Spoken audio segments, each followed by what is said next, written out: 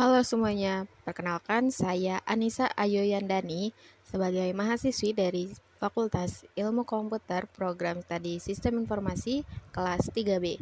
Pada kesempatan kali ini saya akan memenuhi tugas untuk pengambilan nilai UTS pada mata kuliah Sistem Informasi Akuntansi Keuangan. Bisa disimak ya videonya. Nah, pada pertemuan pertama dibahas materi yang bernama blockchain. Blockchain merupakan teknologi penyimpanan data yang menggunakan prinsip kriptografi. Jadi blockchain ini adalah serangkaian blok yang nantinya itu akan saling terhubung, di mana bloknya ini berisi informasi-informasi digital. Blockchain sendiri mendasari dari cryptocurrency atau mata uang kripto seperti Bitcoin ataupun aset lainnya.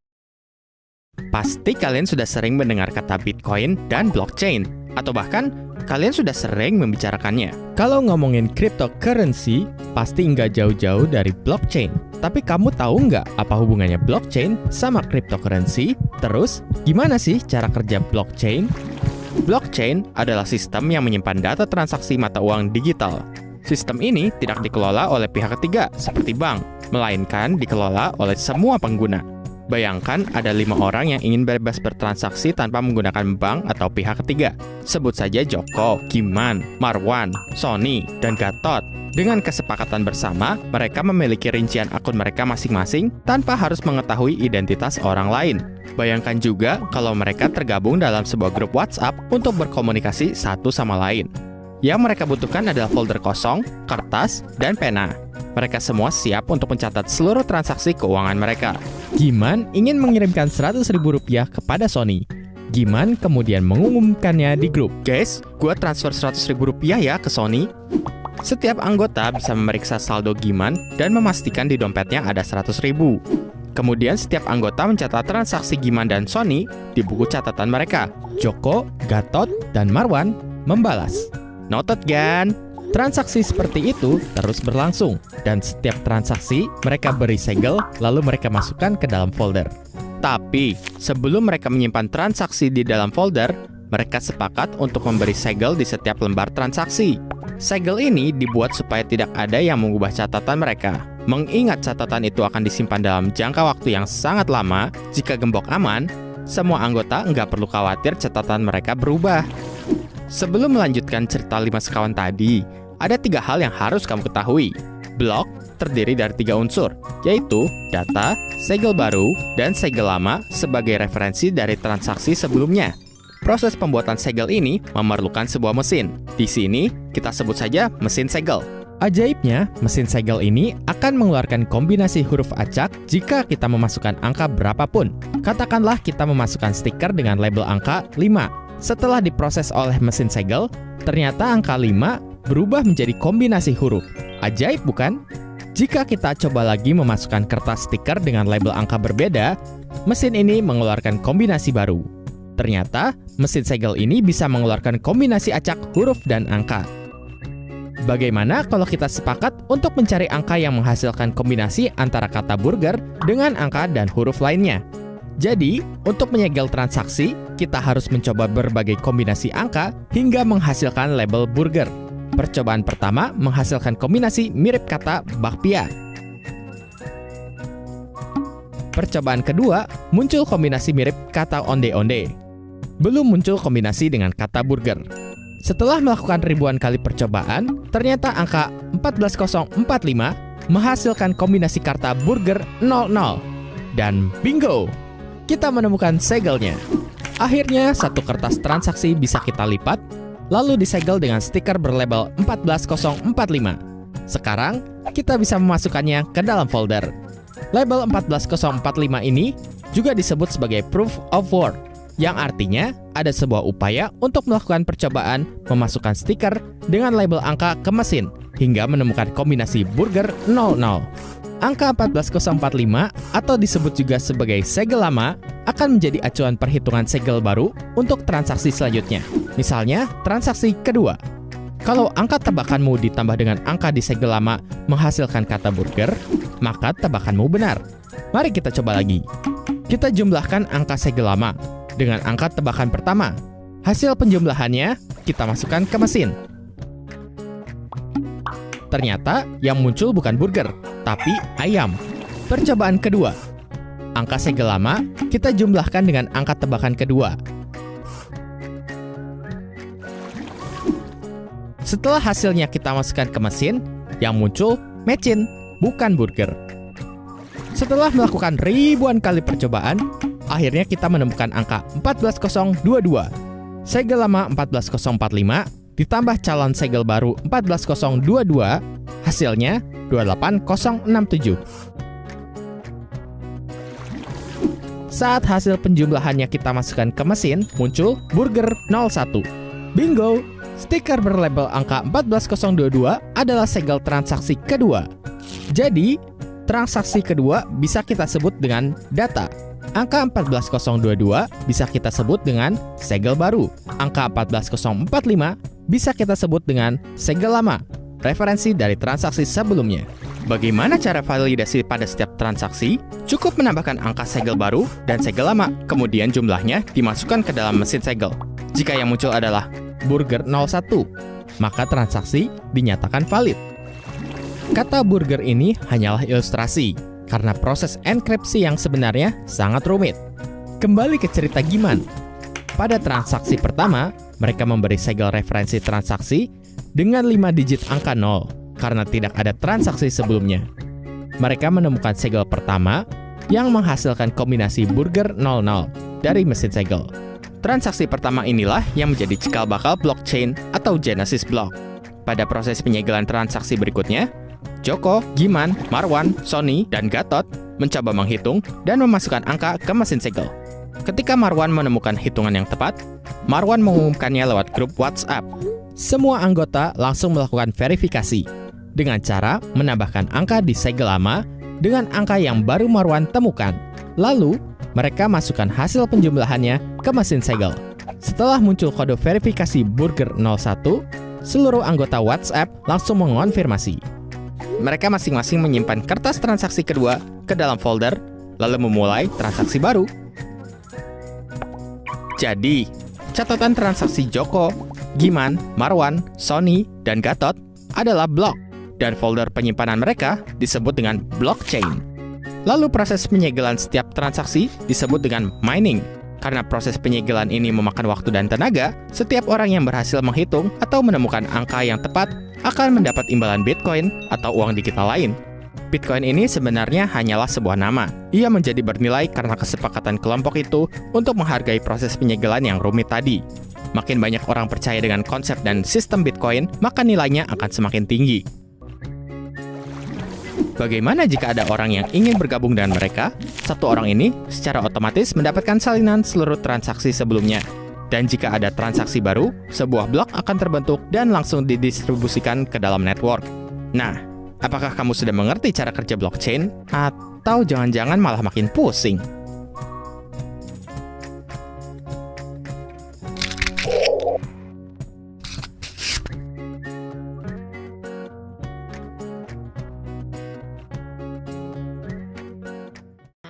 Blockchain sendiri memiliki keunggulan. Yang pertama, meningkatkan efisiensi dan kecepatan, sistem keamanan yang baik, mengurangi biaya atau hemat. Yang terakhir, sistem yang lebih transparan. Blockchain juga memiliki 3 pilar utama. Yang pertama ada desentralisasi, di mana data-data saling terintegrasi dan data yang disimpan akan sulit diretas. Yang kedua, transparansi. Dalam hal pembukuan dan audit transaksi, karena seluruh histori transaksi tidak dapat dimanipulasi dan tidak ada yang dapat menghapus, mengubah, dan memanipulasi data, karena sudah disimpan dan divalidasi oleh jaringan blockchain. Yang ketiga, ada immutability atau kekekalan, di mana data yang telah diinput ke dalam blockchain tidak akan dapat diubah ataupun dirusak. Berikutnya ada desentralisasi. Desentralisasi merupakan gerakan yang berfokus pada desentralisasi keuangan yang menawarkan alternatif dari sistem keuangan konvensional di mana tidak membutuhkannya perantara ataupun pihak ketiga.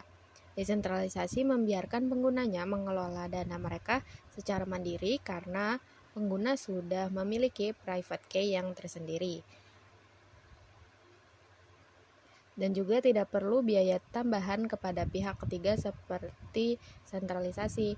Desentralisasi menggunakan sistem P2P atau peer-to-peer yang membuat pengguna bisa mengirim, menerima, serta menukar aset kriptonya dengan siapapun ataupun di mana tanpa menggunakan biaya. Kegunaan dari desentralisasi yang pertama ada staking, yaitu menyimpan koin kripto di dompet digital untuk jangka waktu tertentu. Yang kedua ada lending, di mana artinya adalah meminjam. Yang ketiga ada exchange, yaitu proses mekanisme untuk aset, barang, ataupun layanan yang dapat ditukar antar individu, perusahaan, ataupun negara. Yang keempat ada pasar peer-to-peer, di mana metode perdagangan yang dilakukan secara langsung antara pembeli dan penjual tanpa melalui perantara seperti pertukaran ataupun platform trading. Yang kelima ada token set, yaitu kontrak platform tentang protokol yang harus diikuti dari trading tersebut. Berikutnya ada keunggulan dari desentralisasi. Yang pertama, aksesibilitas dan privasi. Yang kedua, otonomi, di mana tidak adanya regulasi terpusat. Yang ketiga, tingkat transparansinya, di mana data tersedia secara umum serta dapat diakses oleh siapapun.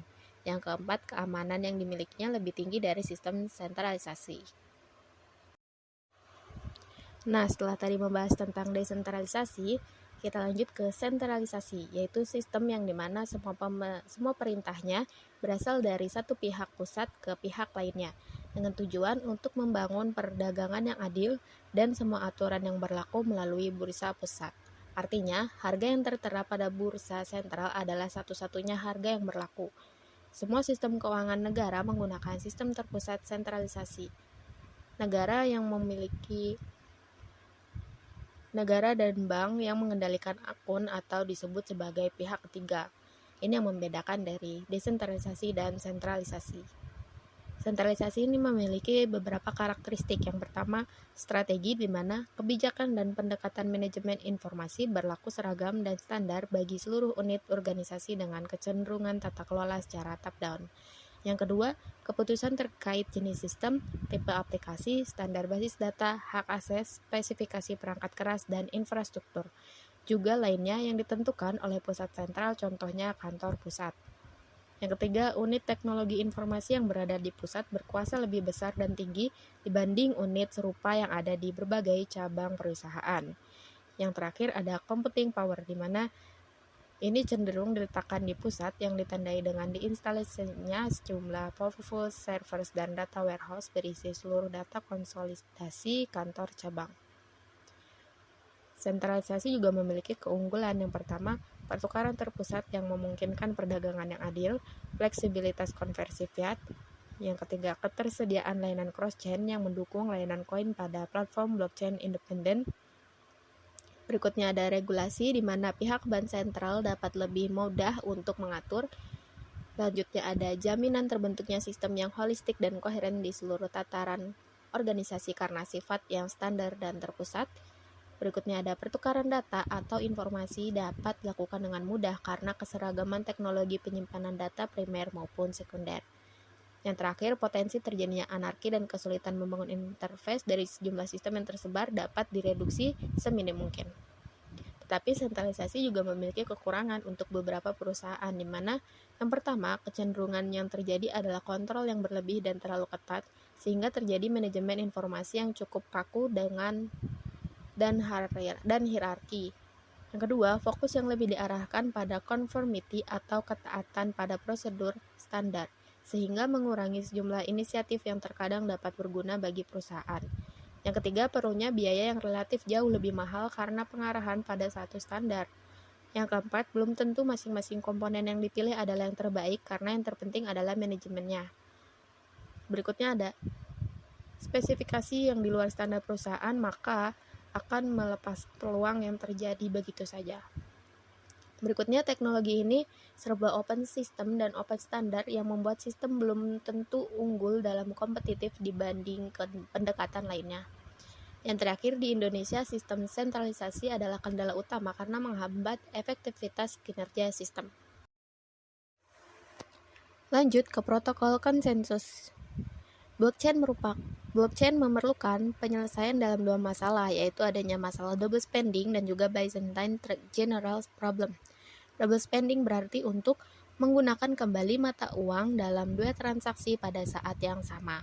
Pada blockchain ini, pemecahan masalah dengan metode ini memverifikasi transaksi oleh banyak node yang terdistribusi secara bersama-sama. Yang kedua, Byzantine General Problem, yaitu masalah dalam sistem yang terdistribusi. Data dapat dikirimkan di antara node yang berbeda melalui komunikasi peer-to-peer, namun beberapa node dapat diserang dan akan menyebabkan perubahan konten komunikasi. Dalam hal ini dibutuhkanlah desain mekanisme konsensus yang sesuai. Mekanisme konsensus adalah mekanisme yang memberikan toleransi terhadap kesalahan yang digunakan dalam sistem komputer dan blockchain untuk mencapai kesepakatan yang diperlukan pada suatu nilai data ataupun satu keadaan di jaringan di antara proses terdistribusi ataupun sistem multi-agent seperti dengan cryptocurrency. Prinsip-prinsip dari mekanisme konsensus ada beberapa. Proof of stake dan staking memiliki arti yang sama atau berbeda ya? Temukan jawabannya di sini. Innodax Academy Glossary. Konsensus menurut Kamus Besar Bahasa Indonesia adalah kesepakatan. Namun, dalam dunia kripto, konsensus diartikan sebagai prosedur matematika otomatis agar mencapai kesepakatan. Prosedur tersebut menggunakan algoritma untuk perhitungan, penalaran, dan pemrosesan data secara otomatis dengan metode matematika. Contoh konsensus yang terkenal di dunia kripto adalah Proof of Stake. POS memungkinkan pemilik dari suatu kripto untuk mempertaruhkan kripto tersebut. Sistem Proof of Stake dirancang untuk menangkis kelemahan pada sistem Proof of Work. Sebab, untuk menjalankan konsensus Proof of Work, penambang harus menggunakan tenaga listrik yang tidak sedikit. Proof of Stake atau POS ini berbentuk algoritma untuk mengharuskan pengguna atau biasa disebut validator untuk melakukan staking pada sejumlah tokennya agar mendapatkan peluang untuk mendapatkan bonus. Singkatnya, algoritma ini mengandalkan jumlah token yang dimiliki pengguna untuk mendapat kripto yang lebih banyak lagi. Dalam dunia kripto, istilah stake mengacu pada kripto yang dimiliki dan disimpan pengguna di dalam sistem untuk ikut serta dalam verifikasi dan validasi transaksi. Mekanisme kompleks ini dilakukan untuk mencapai distribute konsensus, yaitu sebuah kondisi di mana sistem berjalan dengan aman dan terdesentralisasi karena verifikasi transaksi dilakukan oleh pengguna yang lain. Dalam sistem POS, tidak ada penambang yang berlomba-lomba menggunakan daya komputernya agar bisa memproses transaksi dan mendapatkan imbalan. Nah, staking adalah kegiatan ketika menjalankan konsensus POS tersebut. Saat kripto yang dimiliki terkunci, itulah yang dimaksud dengan staking. Namun, pengguna tetap dapat melepasnya jika kita ingin menukarnya kok. Sebagai contoh, mari kita lihat cara kerjanya Cardano yang merupakan platform blockchain Proof of Stake generasi ketiga terdesentralisasi yang dirancang untuk menjadi alternatif untuk jaringan Proof of Work. Siapapun yang memiliki Cardano dapat melakukan staking dan mengatur simpul validator mereka sendiri di platform yang tersedia. Ketika Cardano perlu memverifikasi blok transaksi, protokol Proof of Stake Ouroboros memilih validator. Kemudian validator yang akan memeriksa blok, menambahkannya, dan menerima lebih banyak Cardano untuk mereka.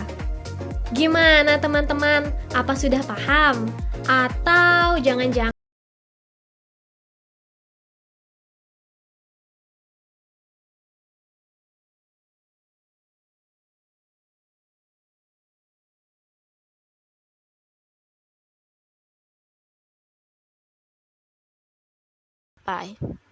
Yang pertama ada Proof of Work, yaitu algoritma konsensus yang digunakan dalam Bitcoin, di mana mengalokasikan hak akuntansi dan hadiah melalui persaingan kekuatan hashing di antara node.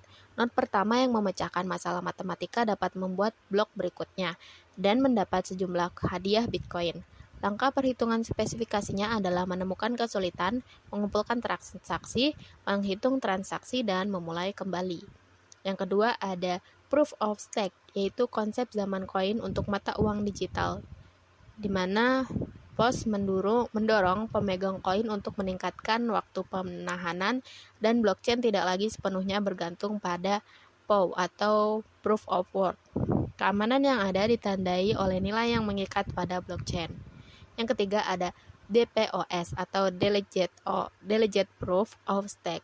Setiap node-nya dapat memilih saksi berdasarkan taruhan. Jadi kekuatan hashing dapat mencocokkan node dan setiap node memiliki kesempatan untuk berpartisipasi dalam pengambilan keputusan blockchain. Contoh dari DPoS adalah BitShares.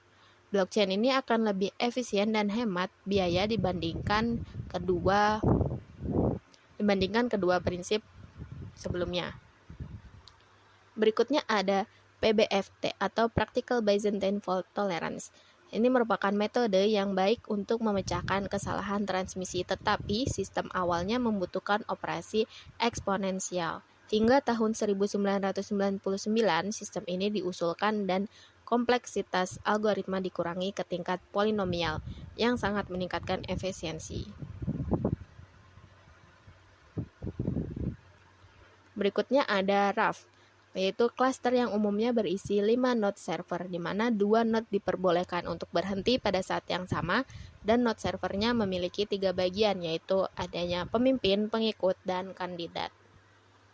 Nah, dari tadi kita kan bahas node. Node itu apa sih sebenarnya? Node merupakan komputer yang terhubung ke jaringan blockchain dan bertanggung jawab untuk bertindak sebagai titik komunikasi yang dapat melakukan berbagai fungsi. Node juga disebut sebagai simpul dan dapat berada di perangkat apapun. Node membentuk infrastruktur dari blockchain dengan node yang saling terhubung dan secara konstan akan bertukar data yang terbaru dengan satu sama lain sehingga semua node tetap up to date. Nah, selanjutnya ada uang fiat nih. Apa sih sebenarnya uang fiat itu?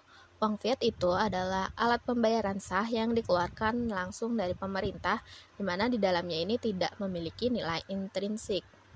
Apabila suatu mata uang konvensional seperti uang koin atau logam didukung oleh komoditas fisik seperti emas dan perak, maka uang fiat hanya didukung oleh kelayakan kredit dari pihak pemerintah penerbit. Nilainya sendiri ditentukan oleh adanya penawaran dan permintaan.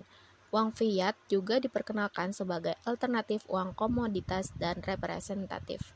Uang komoditas merupakan aset yang dibuat dari logam mulia seperti emas dan perak, sedangkan uang representatif adalah yang mewakili klaim atau komoditas yang bisa ditebus.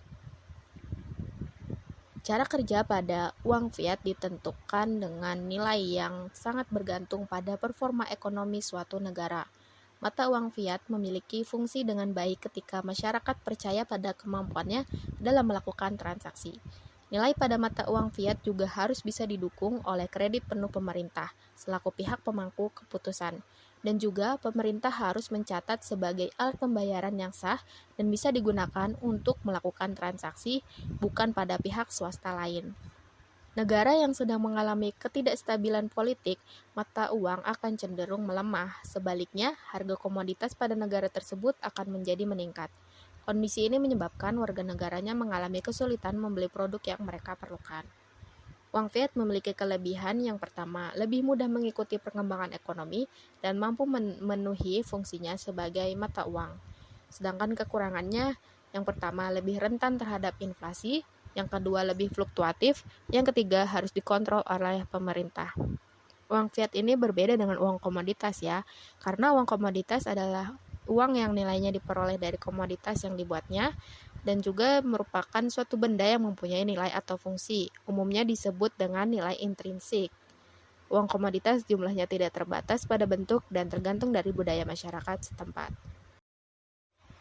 Berikutnya ada exchange rate, yaitu nilai tukar dari satuan uang sebuah negara saat disandingkan dengan satuan uang dari negara lain.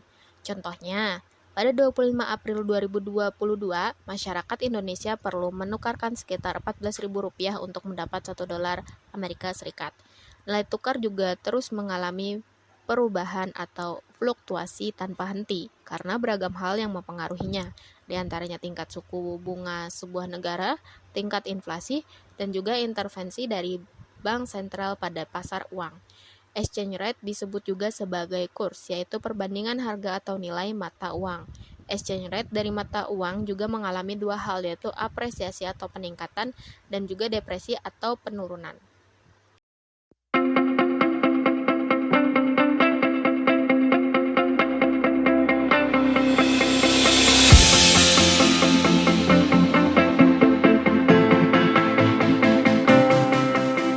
Mengapa nilai tukar rupiah bisa menguat atau melemah terhadap mata uang negara lain?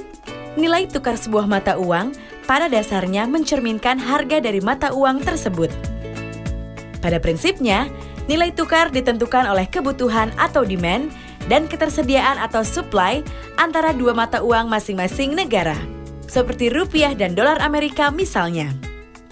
Perbandingan dua mata uang ini biasanya dihitung dalam jumlah satuan atau kurs. Contohnya, 1 dolar Amerika setara dengan Rp13.000. Nilai tukar yang ditentukan oleh pasar akan berubah-ubah nilainya, tergantung pada kebutuhan dan ketersediaan mata uang tersebut. Bila kebutuhan terhadap mata uang asing seperti dolar meningkat, atau yang membeli dolar lebih banyak, maka nilainya akan lebih mahal atau menguat terhadap mata uang rupiah. Demikian pula sebaliknya. Apa yang menyebabkan permintaan mata uang meningkat? Ada banyak sebab. Yang mendasar adalah permintaan mata uang untuk transaksi pembelian barang atau jasa dari luar negeri atau impor dan pembayaran utang luar negeri. Apabila suatu negara lebih banyak mengimpor barang atau jasa daripada memproduksi sendiri, maka negara tersebut akan membutuhkan mata uang asing seperti dolar Amerika lebih banyak untuk membayar kebutuhan itu. Demikian pula bila suatu negara banyak memiliki utang luar negeri, akan diperlukan lebih banyak uang asing untuk membayar utang luar negeri tersebut. Permintaan dolar yang lebih tinggi dapat menyebabkan harga dolar meningkat atau mata uang rupiah secara relatif akan melemah. Selain itu, penguatan atau pelemahan mata uang juga dapat dipengaruhi oleh faktor global, seperti penguatan ekonomi di Amerika Serikat dan pelemahan ekonomi Tiongkok. Hal ini membuat Bank Sentral Amerika Serikat berencana menaikkan suku bunga. Akibatnya, uang dolar Amerika Serikat yang tersebar di berbagai negara tertarik untuk kembali ke Amerika Serikat. Dolar Amerika Serikat pun menguat terhadap hampir seluruh mata uang dunia, termasuk terhadap rupiah. Demikian pula saat Tiongkok melambatkan laju ekonominya. Akibatnya, permintaan Tiongkok akan produk-produk negara berkembang menurun, sehingga ekspor atau pasukan valuta asing bagi negara berkembang, termasuk Indonesia, berkurang. Lalu, bagaimana agar mata uang kita bisa stabil atau menguat?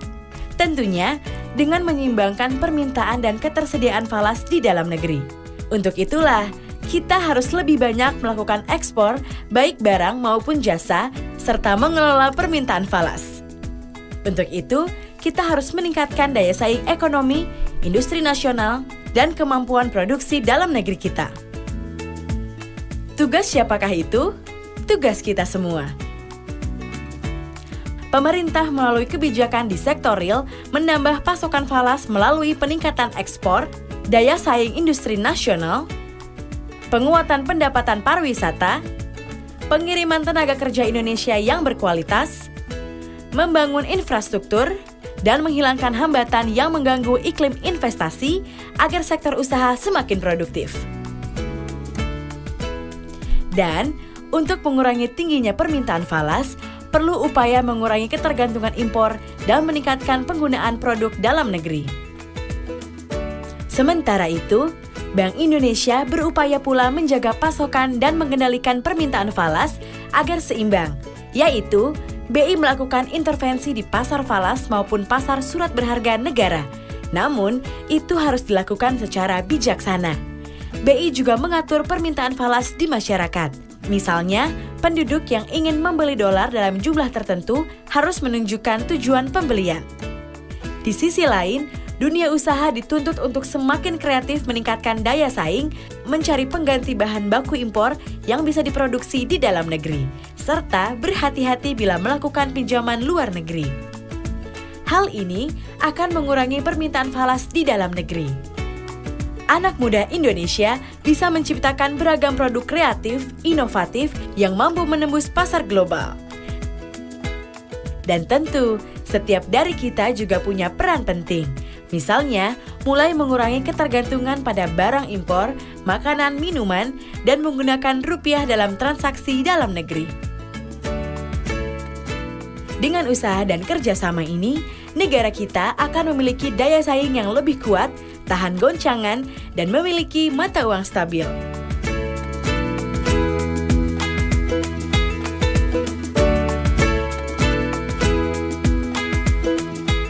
Pesan ini disampaikan oleh Bank Indonesia.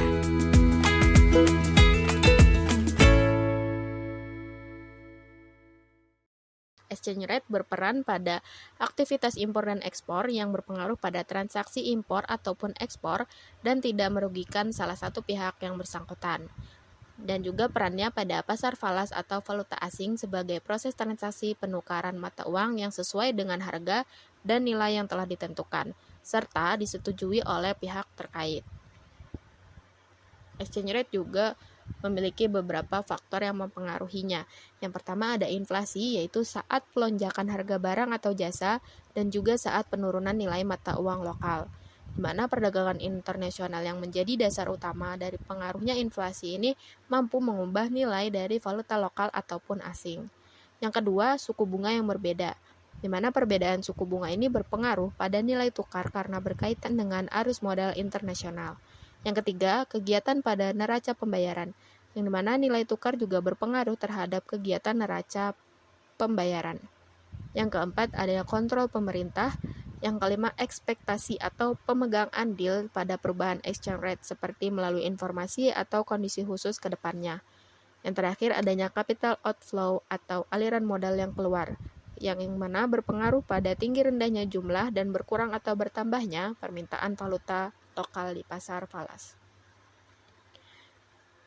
Jenis-jenis dari exchange rate ada 3. Yang pertama, kurs beli, di mana berlaku ketika pihak bank atau money charger akan membeli mata uang asing menggunakan mata uang atau valuta lokal. Yang kedua, kurs jual,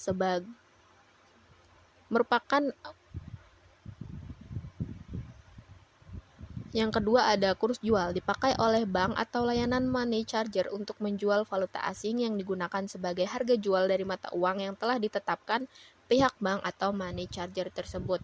Dan oleh pihak tersebut dilakukannya aktivitas transaksi menukarkan mata uang. Yang ketiga, kurs tengah, yaitu nilai tukar yang bisa didapatkan melalui penjumlahan kurs beli dan kurs jual, lalu dibagi 2 atau perhitungan kurs tengah dilakukan dengan mengetahui nilai rata-rata kedua jenis kurs sebelumnya. Next, ada bank konvensional. Bank merupakan lembaga keuangan yang bertugas menghimpun dana masyarakat dalam bentuk simpanan dan kemudian menyalurkannya kepada masyarakat dengan tujuan meningkatkan taraf hidup rakyatnya. Jenis bank yang terbagi menjadi kategori dengan berbagai cara pembagian, yaitu ada bank devisa dan non-devisa. Yang dibedakan jenisnya berdasarkan cakupan serta bisa tidaknya melakukan transaksi valuta asing. Dan jika dilihat dari cara menetapkan harga jual maupun harga beli, bank terbagi menjadi 2 jenis, yaitu bank konvensional dan bank syariah. Bank konvensional merupakan bank yang menjalankan kegiatan perbankan secara konvensional dan memberikan pelayanan jasa pada lalu lintas pembayaran. Beberapa perbedaan bank konvensional dan bank syariah. Yang pertama, penerapan suku bunga. Bank konvensional menerapkan suku bunga dan mendapatkan laba melaluinya, sedangkan bank syariah berdasarkan syariat Islam tidak diperkenankan untuk menerapkan suku bunga. Yang kedua, hubungan dengan nasabah. Pada bank konvensional, hubungan bank dengan nasabah ialah debitur dan kreditur, sedangkan pada bank syariah dengan hubungan kemitraan. Yang ketiga, landasan hukum. Bank konvensional dan bank syariah memiliki landasan hukum yang berbeda, di mana bank syariah diatur melalui Undang-Undang Nomor 19 dan Undang-Undang Nomor 21 Tahun 2008 dan Undang-Undang Nomor 42 Tahun 2009. Selanjutnya ada FMI atau Financial Market Infrastructure. FMI merupakan sistem multilateral yang menyediakan jasa untuk melakukan perdagangan clearing, settlement, pelaporan, serta pencatatan yang berhubungan dengan transaksi pembayaran surat berharga, derivatif, dan transaksi keuangan lainnya. FMI memiliki peran krusial dalam menjaga fungsi dan berkembangnya pasar keuangan, sehingga mendukung efektivitas transmisi kebijakan serta pembiayaan pembangunan perekonomian suatu negara secara efisien.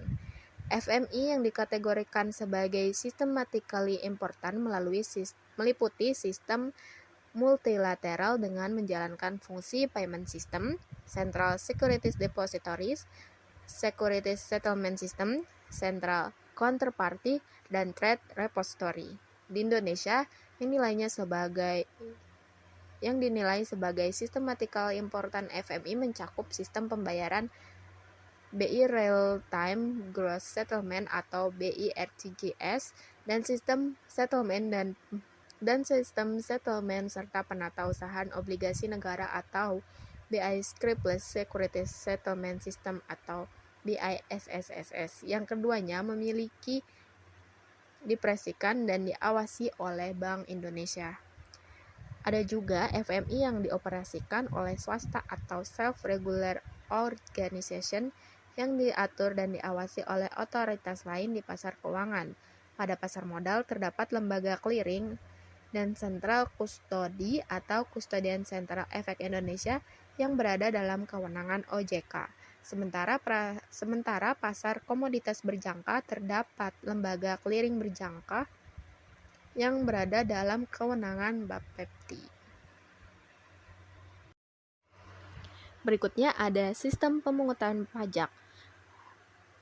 Kita simak videonya terlebih dahulu yuk.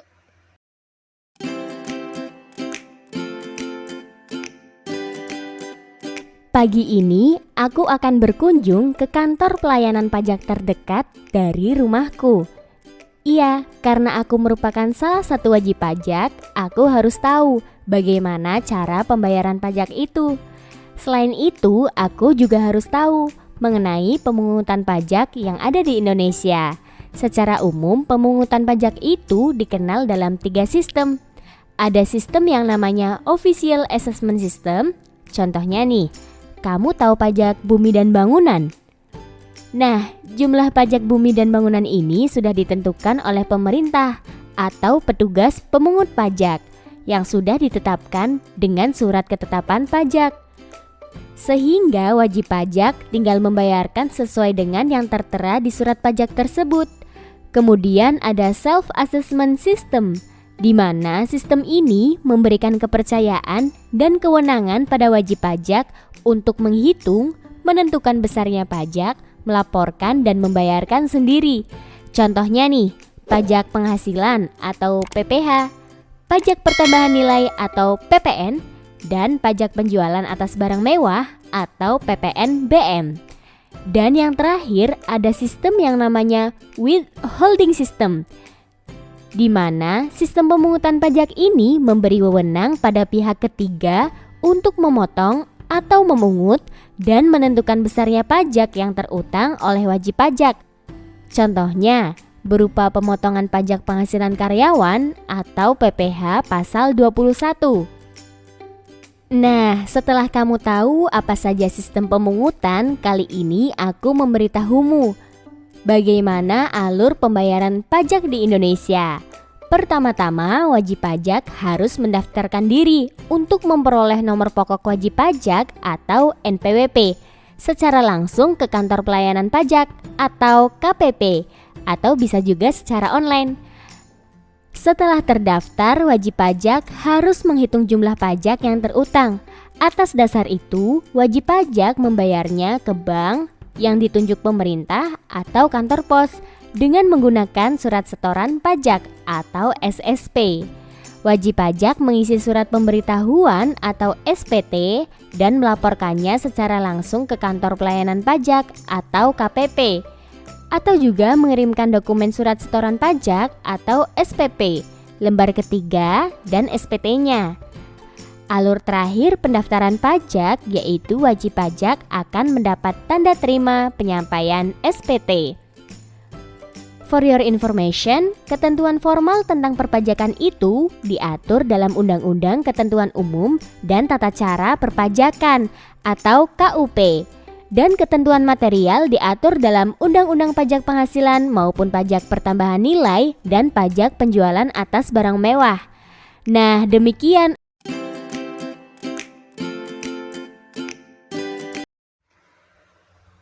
Next, ada financial software. Financial software merupakan jenis perangkat lunak yang dirancang untuk membantu pengelolaan keuangan, baik untuk individu ataupun perusahaan. Software ini membantu mengelola keuangan serta membantu perencanaan keuangan jangka panjang. Software ini juga digunakan untuk membantu pengelolaan investasi dan pemantauan portofolio. Beberapa fungsinya yaitu untuk mengelola anggaran, memantau arus kas, menghasilkan laporan keuangan, dan perencanaan keuangan. Beserta manfaat-manfaat yang ada seperti mempermudah pengelolaan keuangan, menyederhanakan proses laporan keuangan, serta menghemat waktu dan biaya. Financial software juga memiliki beberapa fitur.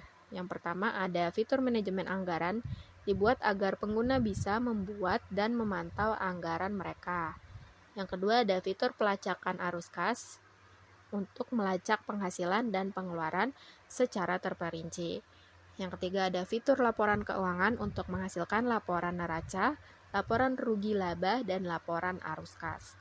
Yang keempat ada fitur perencanaan keuangan untuk merencanakan investasi, pensiun, dan pembayaran cicilan hutang. Yang kelima ada fitur pengelolaan investasi untuk memantau kinerja investasi dan membuat keputusan dari investasi tersebut. Dan yang terakhir untuk pemantauan portofolio. Selanjutnya ada digital banking. Bank digital merupakan bank yang menyediakan dan menjalankan layanan perbankan melalui online atau saluran elektronik lainnya. Bank digital juga disebut sebagai end-to-end platform di mana layanan bank mencakup front-end yang dilihat oleh nasabah dan back-end yang bisa dilihat oleh bankers melalui server, serta panel kontrol admin, dan adanya middleware sebagai penghubung dari keduanya. Sebuah perusahaan bank konvensional yang sebelumnya sudah berdiri dan termasuk bank berbadan hukum Indonesia atau bank yang ada secara fisik bisa melakukan transformasi ke bank digital.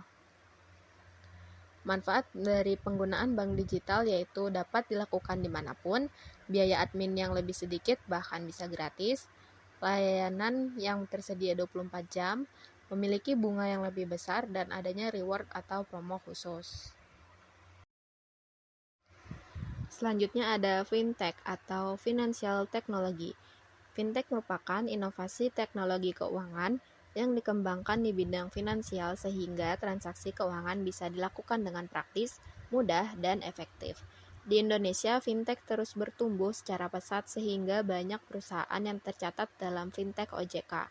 Cara kerja dari fintech merupakan kompleks dan bercabang sesuai layanannya. Contohnya, fintech penyedia kredit elektronik dengan langkah awal yaitu menerima pendataan dari masyarakat nasabah kredit, kemudian verifikasi data dan penjaminan ke lembaga penjamin simpanan dan BI, baru fintech akan mencairkan dana ke toko elektronik tempat nasabah mengajukan kredit, dan akan dikenakan bunga pinjaman, dan bunga inilah sebagai pelaksanaan kegiatan operasional. Manfaat fintech yang pertama, transaksi keuangan menjadi lebih mudah, akses pendanaan yang lebih baik, taraf hidup masyarakat yang meningkat, mendukung inklusi keuangan, dan mempercepat perputaran ekonomi. Fintech memiliki beberapa jenis. Yang pertama ada peer-to-peer lending, yaitu jasa keuangan yang menyediakan penjaminan, jasa keuangan yang menyediakan peminjaman dana untuk modal usaha atau memenuhi kebutuhan. Yang kedua ada crowdfunding, yaitu produk fintech sebagai platform untuk mempertemukan pihak yang memerlukan dengan pihak donatur, dan jaminan transaksi secara aman dan mudah. Selain sebagai pengumpulan dana, juga diterapkan dalam pengembangan usaha untuk menemukan investor dan pelaku bisnis. Yang ketiga ada e-wallet, produk yang berperan sebagai penyedia tempat untuk menyimpan uang secara elektronik. Yang keempat ada microfinance, merupakan layanan perusahaan yang membantu masyarakat kelas menengah ke bawah untuk menunjang kehidupan dan keuangan melalui penyedia layanan finansial. Berikutnya ada payment gateway, yaitu sistem yang melakukan otorisasi pembayaran melalui transaksi online. Berikutnya ada investasi. Dan terakhir ada bank digital. Bank yang 100% transaksi dilakukan secara digital. Bank digital berbeda dengan mobile banking karena dalam transaksinya m-banking masih berkaitan dengan bank offline, sedangkan bank digital 100% transaksi elektronik. Berikutnya ada peer-to-peer lending. Peer-to-peer lending merupakan metode pinjaman yang menghubungkan langsung antara peminjam dengan investor. Platform ini melayani peminjaman uang yang 100% transaksinya dilakukan secara online. Peer-to-peer berbeda dengan bank karena peer-to-peer tidak mensyaratkan keanggotaan nasabah data. Mekanisme dari peer-to-peer sama dengan pinjaman konvensional di mana lembaga kredit yang mensyaratkan keanggotaan dan hanya membutuhkan KTP peminjam. Baik, booming fintech nih ya. Iya, Dan booming banget sih. Iya, dan kebetulan yang paling banyak adalah perusahaan peer-to-peer lending. Yap. Mempertemukan antara yang mau meminjam dengan yang mau meminjam, yang butuh pinjaman dengan yang mau meminjamkan uang. Iya. Kenapa menurut Anda bisnis peer-to-peer lending ini akan sukses, bisa sukses di Indonesia? Buat saya mungkin ada 3 hal yang sangat penting kenapa saya rasa bisa sukses. Yang pertama adalah it's a proven demand, di mana menurut data OJK ada 700 triliun kebutuhan yang hanya bisa dilayani oleh perbankan dengan institusi keuangan yang ada sekarang. Di mana angkanya tentu sudah sangat luar biasa, namun demand-nya sendiri 1.700 triliun. Jadi financial gap yang terjadi di Indonesia sendiri adalah 1.000 triliun. Jadi inilah demand yang sangat terbukti dari segi peminjam. Dari segi pemberi pinjaman juga dibutuhkan sebuah alternatif dari investasi yang ada sekarang. Karena kalau dari deposito memang sangat aman, namun bunganya cukup rendah. Kalau dari saham memang memang interest tinggi, cuma risikonya juga lebih tinggi. Jadi peer-to-peer lending memberikan sebuah alternatif di mana bunga dan risikonya cukup bisa dijaga dan sekaligus bisa membantu UKM untuk berkembang. Jadi itu dari faktor yang pertama. Oke, kalau memang dilihat dari ada kebutuhan dana yang belum bisa dipenuhi selama ini. Ya. Tapi apakah akan semudah itu untuk mengubah kebiasaan orang meminjam? Karena ini kan Ya. masyarakat Indonesia ini kan sangat kebiasaan begitu Ya. ya. Kebiasaan Ya. meminjamnya mungkin di koperasi, Ya. mungkin di Ya. bank. Nah, sekarang mereka harus berubah, harus mengubah mindsetnya menjadi meminjam lewat aplikasi online. Apakah akan semudah itu mengubahnya? Memang customer education adalah sebuah tantangan, sudah pasti ya. Cuma at the same time, kita tahu bahwa seperti yang Pak Bima bilang, kalau misalnya institusi keuangan yang ada sekarang mengejar yang namanya prime borrowers, itu yang kita sebut, orang-orang yang terbaik, segmen terbaik, kita lebih menjamah orang-orang yang tadinya memang belum terjamah gitu loh. Jadi kita adalah alternatif dari segmen ini adalah tidak ada atau tengkulak. Jadi yang kita lakukan adalah, hey, daripada kamu ke tengkulak dapat interest sangat tinggi, lebih baik you datang ke peer-to-peer lending. Jadi customer education lebih gampang, cuman sekali lagi ini adalah kita tidak berkompetisi dengan bank karena segmennya sendiri sudah sangat berbeda gitu. Oke. Berarti kalau memang mengambil alih segmennya yang selama ini mereka ke tengkulak, berarti ini kan asumsi saya adalah peminjam tradisional ya, mungkin mereka punya usaha tradisional. Iya. Apakah mereka ini sudah cukup canggih dalam menggunakan gadget, canggih dalam menggunakan internet sehingga mereka akan menjadi masuk dan menjadi konsumennya perusahaan peer-to-peer lending ini? Ya, sebenarnya surprisingly the answer adalah iya, karena di Indonesia sendiri penetrasi mobile itu sudah 300 juta mobile gitu. Jadi harus dibedakan antara orang yang sophisticated dengan pengguna mobile, di mana dengan aplikasi ini pengguna mobile sudah bisa menggunakan itu. Dan buat kami hal yang paling penting adalah historical transaction. Jadi selama Anda ada historical transaction, kita bisa underwrite dengan cukup baik. Kira-kira seperti itu. Makanya cukup bisa lah diterima. Apakah ada isu yang dikhawatirkan dengan keamanan?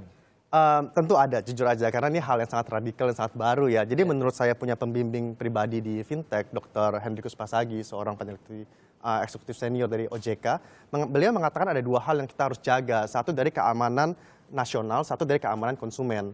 Dari keamanan konsumen ada 3 yang paling penting. Yang pertama adalah harus menjaga data. Yang kedua adalah tidak boleh menyentuh dana masyarakat. Dan yang ketiga adalah harus memperjuangkan masyarakat, di mana harus memberikan interest yang wajar. Gitu. Dari segi keamanan nasional ada 2 hal juga. Yang pertama adalah harus bisa bagaimana penyelenggara membantu mencegah yang namanya resiko pencucian uang dan resiko terorisme. Resiko pencucian uang dan terorisme. Oleh karena itu dari beliau menyarankan bahwa penyelenggara harus memiliki escrow account dan virtual account supaya dananya semua bisa dijaga oleh bank. Oke, kalau kita lihat dari segi bisnisnya, peer-to-peer lending ini kan mempertemukan ada antara orang yang butuh pinjaman dengan yang mau meminjam. Yes. Bagaimana caranya supaya bisnis pinjam-meminjam ini Ya. tidak menimbulkan kredit macet yang baru, yang sekarang di perbankan sudah Ya. mulai naik begitu? Iya, iya. To begin with, kita punya credit team harus sangat kuat ya. Itu it's a given lah gitu kan. Tapi di saat yang bersamaan kita harus tahu bahwa segmen yang kita kejar adalah segmen yang memang di luar bank. Dengan kata lain, secara default memang lebih beresiko sedikit. Cuma tidak berarti mereka tidak layak kredit. Karena resiko lebih besar, maka interestnya sedikit lebih besar. Jadi kita bisa sama-sama menjustifikasi antara resiko dengan interest, di mana supaya pemberi pinjaman tetap mendapatkan uang. Jadi di Indonesia, driver paling besar dari default adalah fraud sebenarnya. Fraud. Jadi you punya fraud detection harus sangat kuat, dan disinilah peran teknologi. Karena teknologi itu sangat kuat untuk mencegah fraud dari segi psychometric, biometric, triangulations, mobile data. Hal-hal seperti itu yang kita bisa leverage sama-sama supaya bisa mengurangi fraud. Dan juga kalau misalnya fraudnya sudah bisa kita hilangkan, credit risk menjadi lebih terjaga, kira-kira seperti itu. Baik, tapi walaupun lagi booming dalam sejak tahun lalu gitu ya, Iya. kalau saya nilai timingnya ini agak kurang asik begitu ya, karena ekonomi. Ya, Karena ekonomi lagi kurang bergairah, ya kan? Lalu ada fintech muncul. Bagaimana Anda melihat pengaruh dari timing kondisi ekonomi saat ini terhadap pertumbuhan perusahaan peer-to-peer lending nanti? Secara makro memang ekonomi memang lagi kurang baik ya secara ekonomi ya. Cuman sekali lagi yang kita kejar segmennya adalah UKM. Di mana UKM sudah dibuktikan dari masa ke masa sangatlah resilient dan tidak memiliki dampak yang besar terhadap makroekonomi. Kenapa? Karena exposure mereka ke global sangat sedikit. Jadi orang-orang kita cater, orang-orang kita jaga kebanyakan sih tidak mengalami masalah yang terlalu besar karena memang mereka perusahaan yang kecil gitu. Oke, baik. Masih dari segi bisnis, apa menurut Anda yang harus dan belum dilakukan oleh regulator Indonesia supaya industri peer-to-peer lending ini pada khususnya pada skala kecilnya dan juga industri fintech ini bisa berkembang di Indonesia? Jujur saja ya, regulator itu memainkan peran sangat penting di mana hidup mati peer-to-peer akan di tangan regulator. Jujur saja bukan di tangan kita. Bukan di tangan konsumen? Di tangan regulator. Regulator. Benar-benar di tangan regulator. Kenapa? Saya kasih contoh di Cina ya. Sangat sukses, bisa dilihat dalam 5-6 tahun terakhir mereka sangatlah sukses. Cuma at the same time fraudnya juga tinggi sekali. Ada kasus fraud 10 triliun oleh satu penyelenggara saja phone system. 10 triliun. Satu penyelenggara. Dan dari 3.000 platform yang ada di China, 1.000 bermasalah dan 300 tutup setiap tahunnya. Disinilah peran penting regulator untuk menjaga antara inovasi dengan prudensial, di mana bisnis finansial ke teknologi harus jaga prudensiality-nya juga. Dan kalau dijaga hanya platform-platform baik yang ada di tanah air, dampaknya sih akan sangat luar biasa. Dan jujur saja OJK sih sangat luar biasa ya kan, seperti yang Anda tahu juga bulan depan mereka akan mengeluarkan rancangan baru. Ya, peraturan Baru dan mereka sangatlah progresif. Jadi dari diskusi yang kita sudah lakukan dari segi asosiasi dengan OJK sendiri luar biasa sih. Saya yakin industri P2P akan sangat baik ke depannya di Indonesia gitu. Terima kasih Renal Wijaya telah berbagi bersama kami. Thank you. Semoga sukses industri fintech di Indonesia khususnya untuk perusahaan peer. Manfaat dari peer-to-peer lending yang pertama mempermudah sistem kredit, inklusi keuangan yang merata. Yang ketiga tidak memerlukannya nasabah resmi. Yang keempat terintegrasi dengan berbagai platform. Yang kelima dilindungi langsung oleh OJK. Namun ada beberapa kelemahan. Yang pertama regulasinya yang masih rendah, bunga yang lebih tinggi, ancaman kebocoran data pribadi, dan memicu gaya hidup yang boros.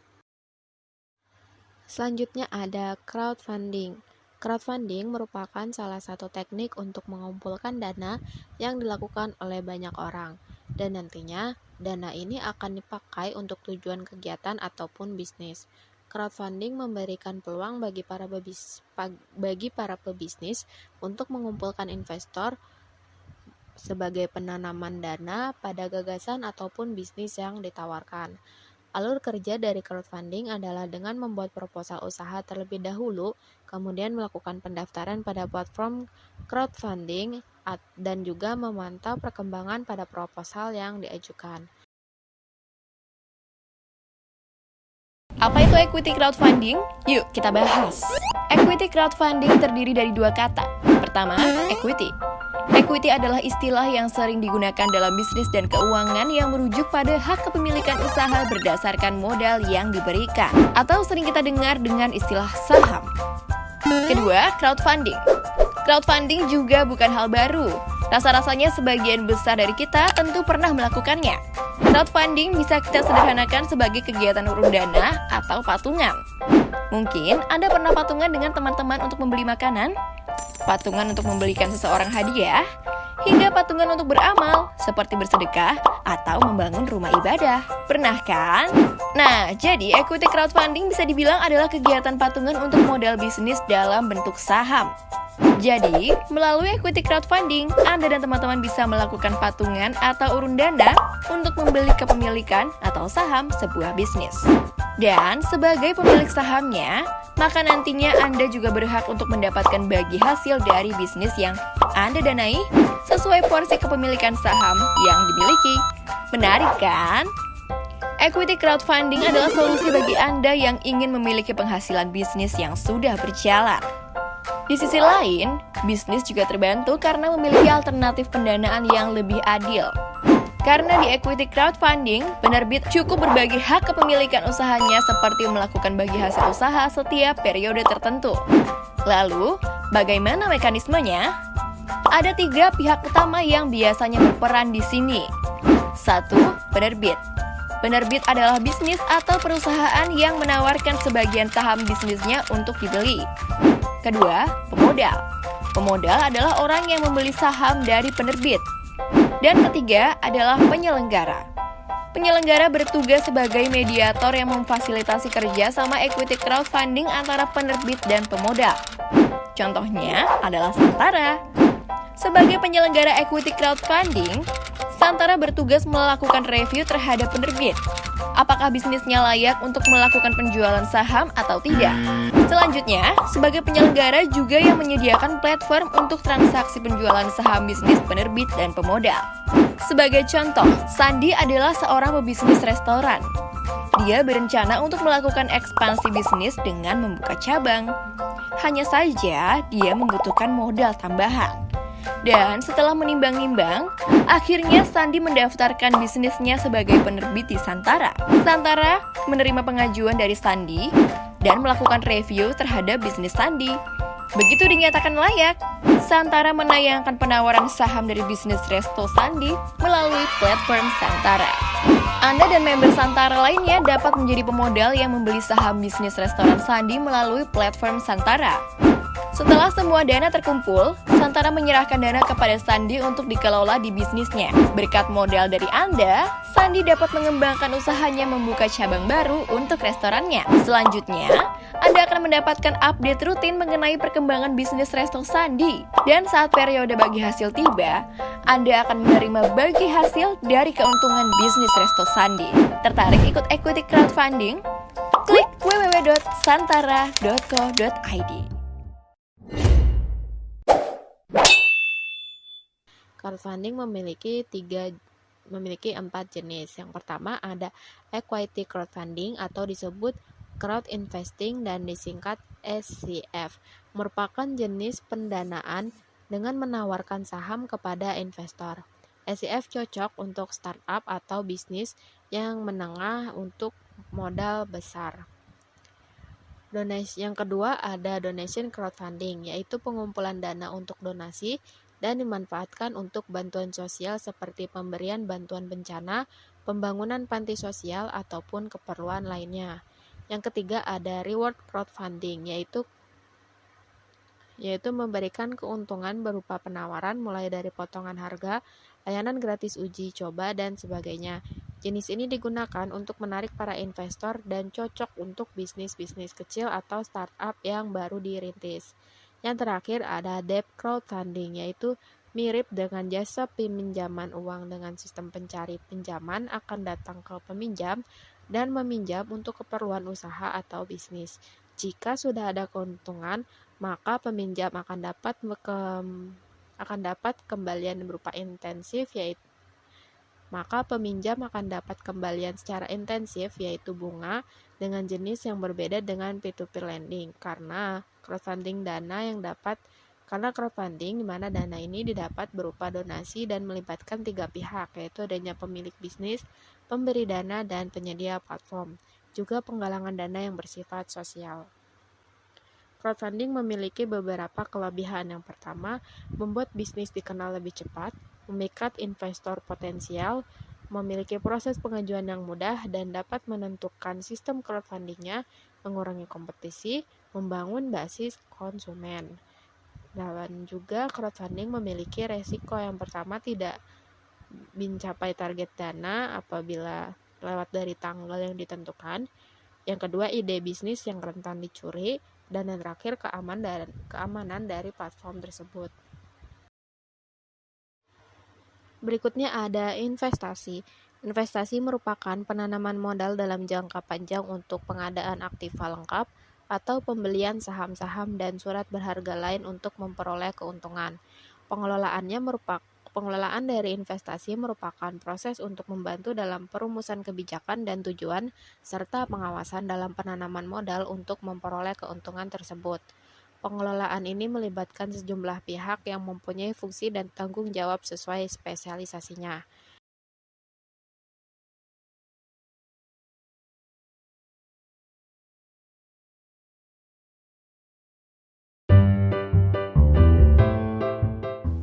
Guys, mau punya mobil, punya rumah sendiri, liburan ke Iceland, S2 di Amrik? Gampang kok, asal ada duitnya. Ya iyalah, masa belinya nggak pakai duit? Masalahnya tabungan kita bakal cukup nggak? Oke, kita nabung tiap bulan, bahkan sampai hemat-hemat demi masa depan. Tapi, apa 5-10 tahun lagi? Harga barang-barang masih sama. Coba deh ingat-ingat, waktu kita kecil dulu, harga mie instan sebungkus berapa? Harga minuman botol berapa? Dulu, gopek doang kita udah bisa dapat mie instan sebungkus. 10 tahun kemudian, sekarang 2.000 sampai 2.500. Padahal barangnya masih sama loh. Kok bisa? Nah, ini yang namanya inflasi. Harga barang terus naik sehingga nilai uang makin menurun. Efeknya apa sih ke tabungan? Misalnya, kita nabung dengan bunga 5% per tahun. Tapi dalam 10 tahun terakhir, rata-rata inflasinya 6,1%. Jadi, uang kita malah kepotong 1,1%. Rugi dong. Kalau kita punya pendapatan tetap, tetapi masih mengandalkan tabungan, inflasi akan jadi bencana. Jumlah yang diterima dan ditabung akan relatif tetap, sedangkan harga barang terus melambung tinggi. Mau nabung sebanyak apapun, bunga tabungan nggak bakal bisa ngejar. Nggak bakal cukup dong buat beli mobil, beli rumah, apalagi liburan ke Iceland dan S2 di Amrik. Sedih kan? Satu-satunya solusi untuk melawan inflasi jangka panjang adalah dengan investasi. Investasi adalah mengelola dana supaya menghasilkan keuntungan jangka panjang. Bentuknya bisa bermacam-macam, seperti mendirikan usaha, membeli properti, menyimpan emas, termasuk yang sederhana namun tetap menguntungkan adalah investasi di saham atau reksadana. Investasi di saham atau reksadana sederhana tetapi powerful. Kita bisa mengubah pendapatan linear kita dari kenaikan gaji dan lainnya menjadi pendapatan eksponensial dengan hanya investasi yang rutin. Cukup dengan menyisihkan uang jajan minimal Rp100.000 per bulan. Nggak susah kan? Soal keuntungan sudah terbukti bahwa investasi di saham dan reksadana secara jangka panjang itu lebih menguntungkan. Lihat saja grafik rata-rata return per tahunnya dari produk-produk investasi ini. Kalau sudah begini, rasanya nyesel deh kita nggak investasi dari dulu-dulu. Kalau kita sudah mulai investasi sejak 10 tahun lalu untuk melawan inflasi tinggi ini, setidaknya kita sudah bisa mewujudkan salah satu mimpi kita. Tetapi, better late than never lah. Yuk, mulai investasi dari sekarang untuk meraih mimpi-mimpi kita sekaligus menyelamatkan kita sendiri di masa depan. Pakai logika, investasi segera. Yuk, nabung saham.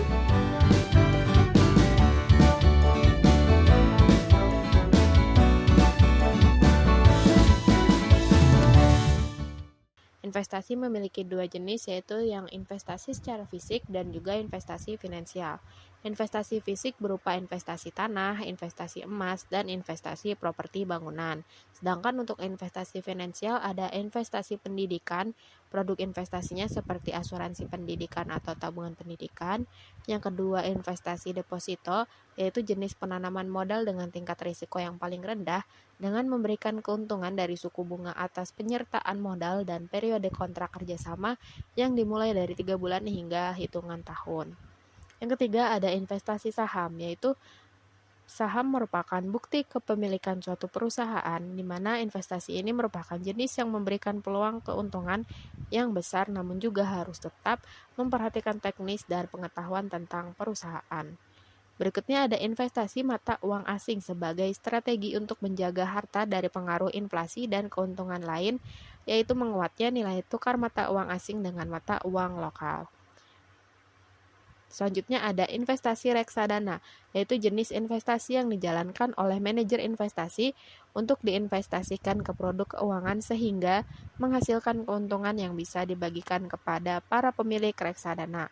Dan yang terakhir ada investasi obligasi, yaitu surat hutang yang dikeluarkan perusahaan atau pemerintah dengan tujuan mendapat modal tambahan untuk mengelola bisnis ataupun mendapatkan bantuan dana. Jenis ini banyak diambil oleh investor profesional karena resiko yang cukup besar bagi investor pemula. Investasi bertujuan untuk mendapatkan penghasilan tambahan, mempersiapkan masa pensiun, dan juga mengamankan kekayaan. Tetapi, investasi juga memiliki resiko. Yang pertama ada resiko suku bunga dengan terjadinya penurunan nilai instrumen hutang yang berbunga. Biasanya terjadi pada obligasi dan saham preferen. Jika nilai suku bunga turun, maka nilai pengembaliannya juga akan turun. Yang kedua, resiko bisnis. Misalnya terjadi kebangkrutan pada perusahaan, maka aset akan dilikuidasi untuk membayar pemegang saham, dan nilainya tidak sebanding dengan investasi yang sudah dikeluarkan pemodal. Berikutnya ada risiko inflasi, di mana nilai mata uang suatu negara menurun sehingga aset dan pendapatan akan ikut menurun. Dan yang terakhir, risiko likuiditas, yaitu kesulitannya mencairkan investasi, yang biasanya terjadi pada investasi properti. Selanjutnya ada deposito di bank digital. Bunga deposito di bank konvensional lebih rendah dibandingkan pada bunga digital dengan presentasi di antara 2-3% per tahun. Namun, bunga deposito pada bank digital yang ditawarkan ini juga adanya kemungkinan atau resiko yang harus ditanggung oleh nasabahnya, karena bunga deposito yang tinggi di bank digital tidak sepenuhnya dijamin oleh LPS atau lembaga penjamin simpanan, karena LPS hanya memberikan jaminan sebesar 3,50%. Jadi, kelebihan tersebut merupakan resiko dari investasi yang harus ditanggung oleh nasabah. Ya, deposito ini menjadi pilihan banyak orang ya untuk menyimpan modalnya kemudian diputar secara aman di bank. Tak hanya personal atau individu, banyak juga ternyata perusahaan besar yang menaruh dananya di deposito sebab memiliki resiko yang lebih kecil atau moderat. Biasanya instrumen investasi yang memiliki tingkat resiko moderat, ini tingkat pengembaliannya atau returnnya memang akan relatif lebih kecil atau sedikit begitu ya dibandingkan dengan instrumen investasi lainnya. Nah, misalnya saja dengan obligasi negara yang bunganya ini bisa mencapai 6%. Tapi tentunya kita harus memahami dulu apa itu deposito sebelum memutuskan untuk menaruh dana di deposito. Kita lihat, simak ini sebelum punya deposito. Kita lihat slide selanjutnya. Oke, sekarang kita mulai dari definisi dulu ya pemirsa, di mana deposito ini adalah simpanan yang pencairannya hanya dapat dilakukan pada jangka waktu tertentu dan juga tentunya dengan syarat-syarat tertentu saja. Karakteristik deposito dari bank adalah yang pertama, deposito hanya dapat dicairkan setelah jangka waktu berakhir. Lalu yang kedua, deposito yang akan jatuh tempo dapat diperpanjang secara otomatis atau automatic rollover. Dan yang ketiga ini adalah deposito dalam mata uang rupiah maupun dalam mata uang asing.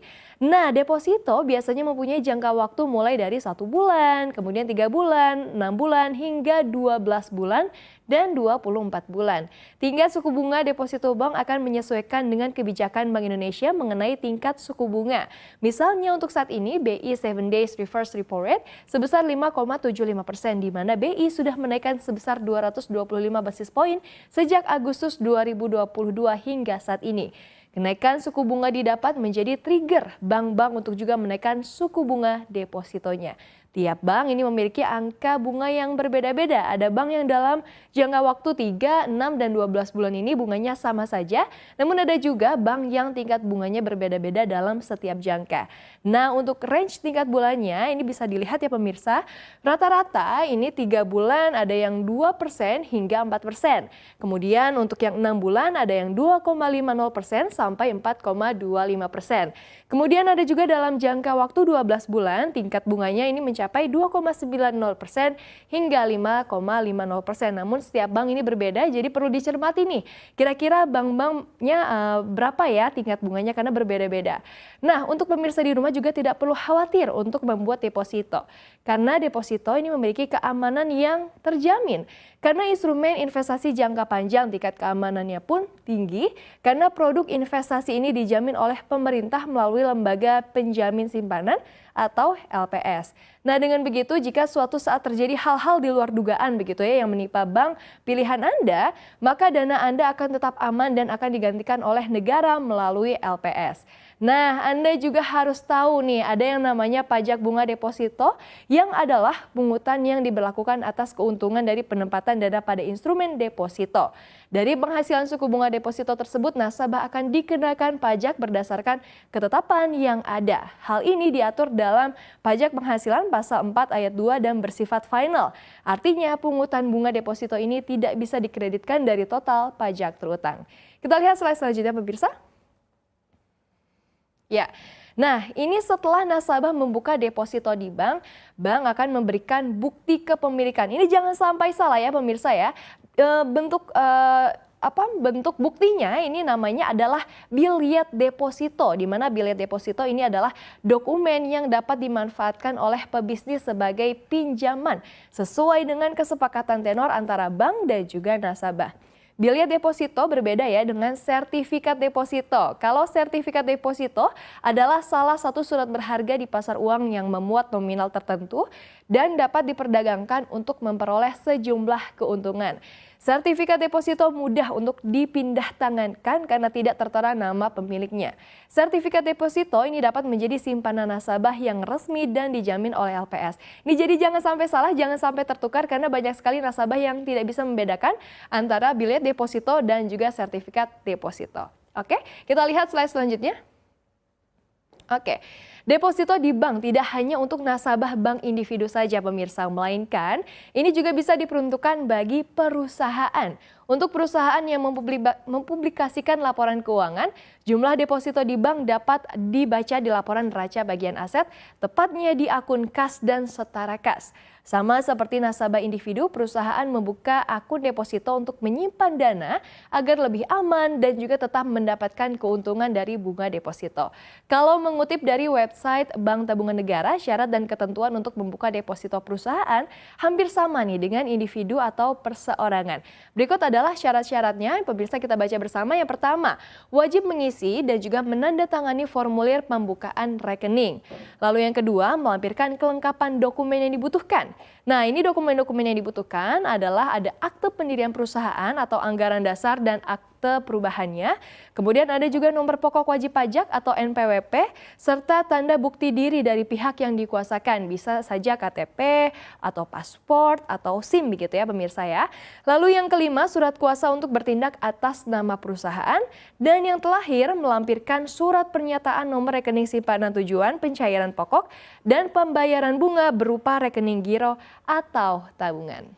Nah, jadi untuk Anda yang mau membuka deposito, Anda perlu mencari tahu nih lembaga mana saja yang dapat dipercaya dan jangan sampai mudah tergiur dengan penawaran bunga untuk menghindari kemungkinan penipuan ya pemirsa. Semoga informasi ini bermanfaat untuk Anda yang masih bingung mau investasi di mana.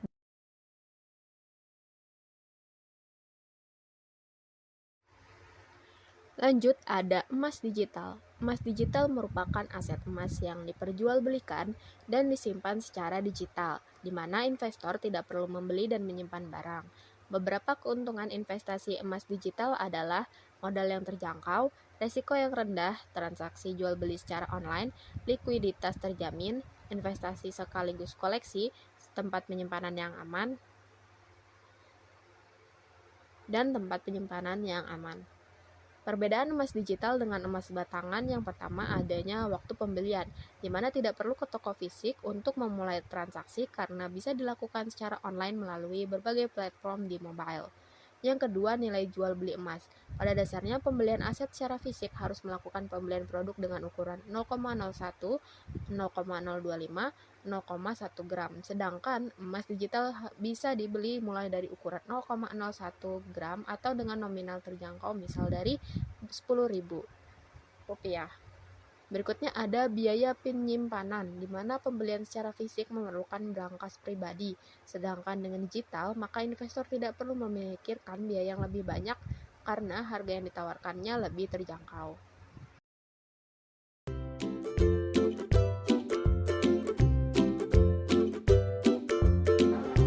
Kaget ya, tahu-tahu harga emas logam mulia sudah tembus Rp1 juta per gramnya. Terus pengen ikutan beli, tapi bingung karena harganya udah tinggi. Jangan khawatir, Anda tetap bisa berinvestasi emas berapapun duit yang Anda pegang.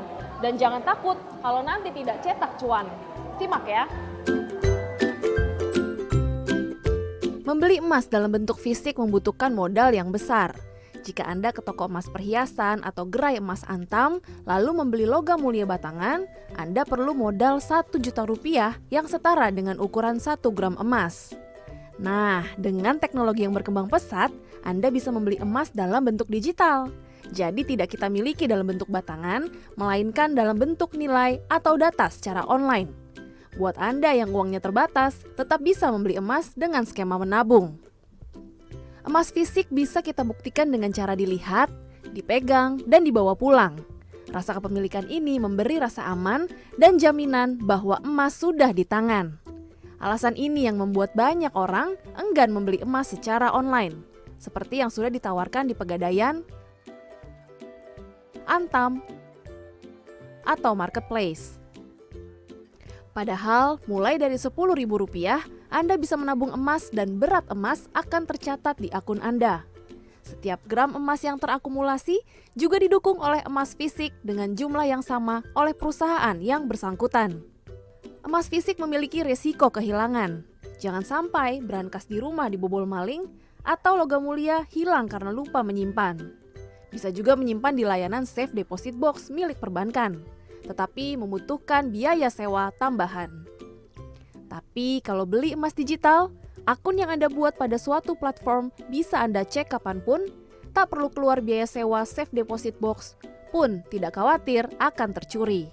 Ada beberapa biaya-biaya yang perlu kita perhatikan ya. Spesialnya tadi biaya penyimpanan, apakah itu akan menggerus return kita. Biaya buy and sell spread itu ya bisa bervariasi juga tuh antara emas digital yang satu dengan emas digital yang lainnya.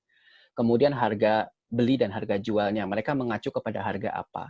Kemudian juga yang perlu kita perhatikan juga kalau ternyata ada biaya-biaya administrasi. Misalnya waktu pas dijual lagi, cetak dan sebagainya, itu perlu kita perhatikan biaya-biaya seperti itu supaya nanti kita akhirnya tahu persis apakah kita sudah memilih toko yang tepat nih untuk kita menyimpan emas kita dalam bentuk digital tadi ya. Namun keduanya memiliki kesamaan risiko, yaitu fluktuasi harga. Lalu, apakah ini momen yang tepat untuk membeli emas? Bagaimana jika nanti harganya turun? Jadi kalau supaya kita tidak terjebak dengan momentum gitu, kita berusaha pasang harga sekian, tapi kita bertanya-tanya besok naik atau turun ya. Akhirnya timbul kecemasan gitu kan gitunya. Nah tapi kita dengan berinvestasi secara rutin, secara reguler, misalnya tiap bulan kita sisihkan dari penghasilan kita 500.000 atau mungkin 200.000 di emas gitu ya.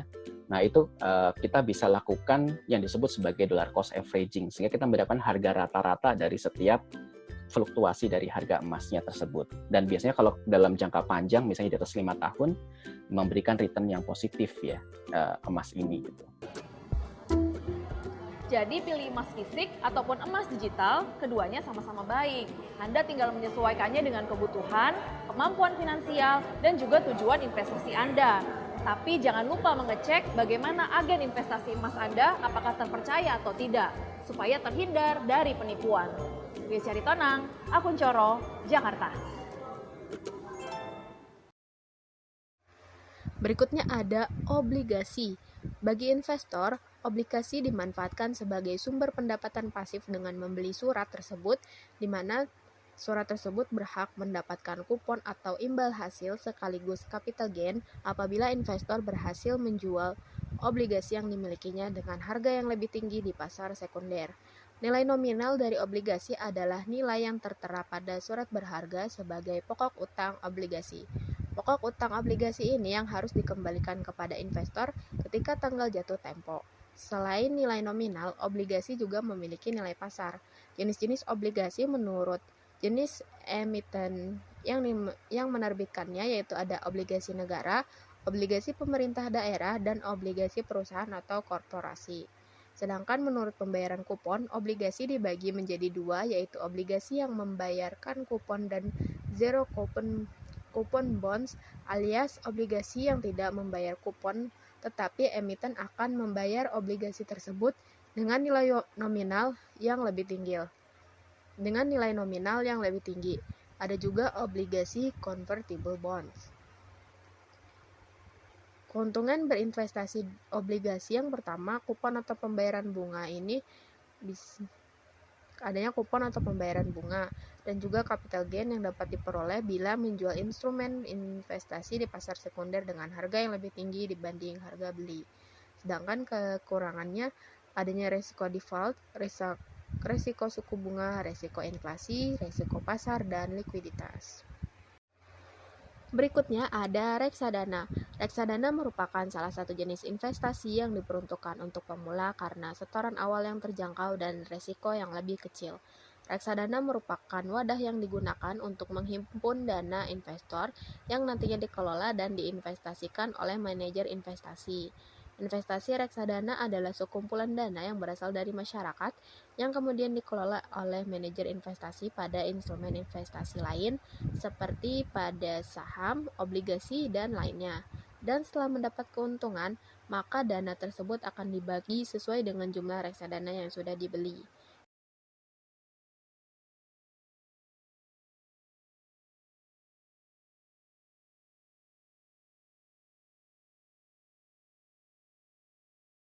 Investasi memangnya harus? Tentu saja.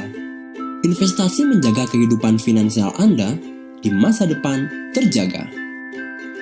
Namun, bukankah investasi memerlukan modal yang besar? Tidak perlu khawatir. Saat ini ada instrumen investasi yang memungkinkan Anda untuk berinvestasi walau dengan modal kecil. Sebenarnya, apa saja yang terlintas di pikiran Anda saat seseorang menyebutkan reksadana? Memusingkan atau merepotkan? Sebetulnya tidak. Jadi, bagaimana sebenarnya cara kerja reksadana? Para investor mengumpulkan dana dalam satu wadah investasi yang kemudian dikelola oleh manajer investasi sesuai dengan tujuan investasinya. Perusahaan manajer investasi memiliki para profesional yang berkualifikasi dan berpengalaman. Manajer investasi akan menginvestasikan dana dari investor ke dalam berbagai instrumen, seperti obligasi, saham, dan pasar uang. Kita semua mengetahui bahwa harga saham dan obligasi dapat naik dan turun dengan sangat cepat. Hal tersebut adalah sesuatu yang tidak dapat kita hindari. Untuk meminimalisir risiko naik dan turunnya saham, manajer investasi akan berinvestasi tidak hanya di satu saham, tetapi pada beberapa saham. Setelah uang Anda diinvestasikan di reksadana, Anda akan diberi unit penyertaan yang mewakili uang yang Anda investasikan. Di sini kita mengenal istilah NAB atau nilai aktiva bersih reksadana. NAB per unit adalah nilai 1 dari unit investasi Anda. Unit penyertaan tersebut dapat dengan mudah dicairkan untuk mendapatkan kembali uang yang telah Anda investasikan. Setiap Anda ingin mengetahui nilai investasi Anda dapat melihat nilai aktiva bersih di surat kabar atau website. Anda dapat berinvestasi di reksadana secara sekaligus maupun sedikit demi sedikit melalui rencana investasi yang sistematis. Ini membuat reksadana dapat diakses siapapun. Jadi, apakah investasi Anda berjalan dengan baik? Bagaimana Anda tahu? Setiap reksadana memiliki tolak ukur tetap untuk mengukur kinerja mereka. Dengan adanya benchmark, kita dapat mengetahui tinggi rendahnya return dalam risiko reksadana. Reksadana dikatakan memberikan return tinggi apabila returnnya di atas return benchmark. Sebaliknya, reksadana dikatakan memberikan return rendah apabila returnnya lebih kecil dibandingkan dengan return benchmark. Tugas manajer investasilah untuk menganalisis pasar dan mengelola portofolio reksadana. Itulah mengapa kita membayar mereka. Jadi, reksadana dapat memberikan banyak manfaat, antara lain dikelola oleh manajer investasi yang berpengalaman, likuiditas yang tinggi, terdiversifikasi, diatur dan diawasi oleh OJK, transparansi, biaya rendah, dan bukan objek pajak. Untuk informasi lebih lanjut, hubungi kami.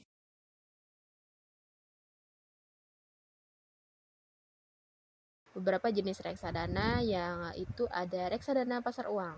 Jenis reksadana yang portofolionya 100% ditanam pada efek utang atau instrumen pasar uang yang jatuh tempo kurang dari 1 tahun seperti sertifikat Bank Indonesia, deposito berjangka, dan obligasi. Jenis ini berinvestasi jangka pendek di bawah 1 tahun. Yang kedua ada reksadana saham. Jenis reksadana yang menawarkan imbal hasil terbesar di antara jenis lainnya, namun juga beresiko karena fluktuasi yang tidak stabil. Jenis ini direkomendasikan untuk tujuan jangka panjang lebih dari 5 tahun seperti untuk dana pensiun, uang muka KPR, dan pendidikan. Berikutnya ada reksadana pendapatan tetap, yaitu jenis yang portofolionya ditempatkan setidaknya 80% dalam bentuk obligasi atau efek hutang. Jenis ini cocok untuk investasi jangka menengah panjang dengan waktu kurang dari 5 tahun. Risiko yang dimiliki lebih relatif besar dibandingkan jenis reksadana pasar uang, tetapi lebih moderat dibandingkan reksadana saham sehingga cocok untuk jangka waktu 1-3 tahun. Berikutnya ada reksadana campuran, yaitu jenis reksadana saham antara kombinasi saham dan obligasi. Jenis ini menempatkan maksimal 79% pada instrumen saham, obligasi, dan deposito, dan cocok untuk investasi jangka menengah 3-5 tahun. Berikutnya ada reksadana terstruktur, yaitu jenis reksadana yang digabung dengan struktur tertentu dan dibagi menjadi 3, yaitu reksadana terproteksi, reksadana penjaminan, dan reksadana indeks. Pada reksadana indeks dapat ditawarkan secara terus-menerus seperti reksadana konvensional, sementara reksadana penjaminan dan terproteksi memiliki masa penawaran yang terbatas. Selanjutnya ada reksadana ETF atau Exchange Trade Fund, yaitu jenis yang dapat dibeli melalui pasar sekunder pialang atau broker langsung melalui MI atau manajer investasi. Yang berikutnya ada reksadana obligasi, yaitu investasi surat pernyataan utang dari penerbit obligasi kepada pemegang obligasi yang berisi pernyataan untuk membayar kembali pokok atau bunga pada tanggal jatuh tempo. Beberapa produk yang dikenal umum adalah obligasi retail Indonesia dan sukuk retail yang diterbitkan oleh pemerintah Republik Indonesia. Berikutnya ada reksadana terproteksi, yaitu jenis yang memproteksi nilai investasi awal investor dengan mekanisme yang dilakukan dengan membeli surat utang atau obligasi dan memegangnya hingga jatuh tempo. Lanjut ada reksadana indeks, yaitu jenis yang portofolionya mengacu terhadap indeks tertentu. Indeks yang dijadikan patokan berupa saham atau obligasi. Jenis ini mengambil strategi pasif dengan hasil return yang setara dengan return index yang ditirunya. Yang terakhir ada reksadana syariah, yaitu jenis yang dikelola dengan prinsip syariah seperti prosedur cleansing, yaitu menyumbangkan porsi pendapatan yang tidak memenuhi ketentuan syariah untuk kegiatan amal. Dan berikut beberapa resiko berinvestasi di reksadana. Yang pertama, penurunan nilai. Contohnya, ketika harga saham pada reksadana turun, maka akan berimbas pada nilai aktiva bersih per unit atau NAB per UP yaitu penurunan nilai. Contohnya, ketika harga saham pada reksadana turun, maka akan berimbas pada NAB per UP atau nilai aktiva bersih per unit pernyataan. Yang kedua, likuiditas berkaitan dengan pencairan dana. Yang ketiga ada prestasi, yaitu resiko apabila manajer investasi tidak mampu untuk membayar kupon dan uang pokok yang telah diinvestasikan karena mengalami kerugian. Yang keempat ada faktor ekonomi dan politik. Dan yang terakhir pertanggungan harta. Risiko yang terjadi apabila ada pencurian data pada bank kustodian. Namun pada umumnya bank dan perusahaan investasi telah memberikan asuransi terhadap aset yang dimiliki. Berikutnya ada saham. Saham merupakan salah satu dokumen berharga yang akan menampilkan dan menjadi bukti kepemilikan atas sebuah perusahaan. Saham merupakan sebuah nilai dari komponen finansial yang berfokus pada kepemilikan sebuah perusahaan. Saham memiliki beberapa jenis, yaitu common stocks, yang dimana jenis saham ini memiliki kemampuan klaim berdasarkan keuntungan dan kerugian yang terjadi pada perusahaan. Dan yang kedua ada preferred stock, yaitu jenis hak klaim atau nilai pembagiannya nanti tetap. Saham juga dibagi lagi secara kinerja ataupun performa, yaitu ada blue chip stocks, yaitu saham dari perusahaan besar yang kinerjanya terpercaya di kalangan profesional maupun umum. Yang kedua income stocks, yaitu saham yang bisa memberikan dividen yang besar, namun juga risiko yang cukup besar. Yang ketiga ada growth stock, yaitu jenis yang tingkat perkembangannya lebih cepat daripada saham lain yang sejenis maupun satu bidang. Yang keempat ada speculative stocks, yaitu jenis yang lebih sering untuk diperjualkan di bursa. Yang kelima cyclical stocks, yaitu jenis yang nilainya rentan terhadap pengaruh tren ekonomi. Yang keenam ada emerging growth stocks, yaitu jenis yang asalnya dari perusahaan kecil. Dan terakhir defensive stock, yaitu jenis yang tidak akan terpengaruh dengan adanya kondisi resesi. Investasi saham juga memiliki resiko yang sama seperti likuidasi, tidak adanya pembagian dividen yang dimana terjadi ketika perusahaan lebih memilih untuk menyimpan keuntungan dari dibagikannya dengan tujuan untuk membayar kewajiban, menambah modal ataupun lainnya. Yang ketiga hilang modal jika nilai jual saham yang dimiliki lebih rendah daripada nilai beli. Dan yang terakhir ada delisting, artinya saham yang dihapus dari bursa sehingga tidak bisa diperjualbelikan lagi.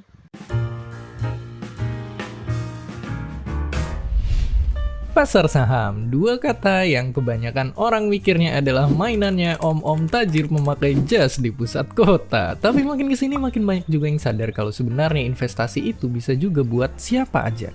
Kita sendiri, tetangga, dan tentunya si teman kita yang tiap hari kerjanya update grafik di sosmed. Oke, mungkin kita udah sering dengar berbagai cerita tentang ini. Tapi sebenarnya simpelnya banget, gimana sih caranya pasar saham bekerja? Untuk ngejawab itu, kita mesti ngerti dulu kalau pasar modal, yang sering kita sebut pasar saham itu emang beneran kayak pasar. Kita yang datang ke pasar sebagai pembeli adalah investor yang siap transaksi. Di dalamnya ada banyak toko yang jualan berbagai produk. Dan kayak di pasar juga, para penjual toko sebenarnya banyak yang jualan produk yang sama, tapi biaya belanjanya beda-beda tipis. Dan kalau lihat sekeliling, di pasar itu ada barang yang laku banget sampai harganya melangit. Dan ada juga yang gak laku-laku sampai harganya turun terus. Dan ya, inilah gambaran harga saham yang naik turun. Tapi emangnya kenapa sih harga saham itu bisa naik banget atau bahkan turunnya gila-gilaan? Jadi sebelum jawab itu, kita mesti tahu kalau saham itu bukti kepemilikan modal sebuah perusahaan. Tapi nggak semua perusahaan itu ada di pasar modal, karena ada syarat yang harus dipenuhin. Simpelnya gini, bayangin abang bakso kesayangan kita suatu saat usahanya makin maju dan punya banyak restoran di Indonesia. Terus karena tiap tahun untung terus, Mang Loncat berencana buat nambahin modal dengan menjual sebagian kepemilikan perusahaannya ke orang-orang lewat pasar modal. Apa yang dilakuin Mang Loncat disebut IPO. Nah, bukti kepemilikan itulah yang disebut lembar saham. Lembaran saham inilah yang dibeli para investor dengan harapan bisa dapat imbalan dari dua cara, lewat kenaikan harga saham atau dari waktu perusahaan bagiin keuntungan. Ini juga ngejawab soal naik turunnya harga saham. Ya, semakin bagus perusahaannya, maka makin banyak orang yang mau beli saham perusahaan itu dan makin juga menjulang harganya. Atau sebaliknya, kalau masa depannya suram, akhirnya nggak ada yang mau beli sahamnya dan bikin harga saham jadi melorot ke harga paling rendah. Tapi selain dari performa perusahaan, ada faktor lain yang nyebabin naik turunnya harga saham.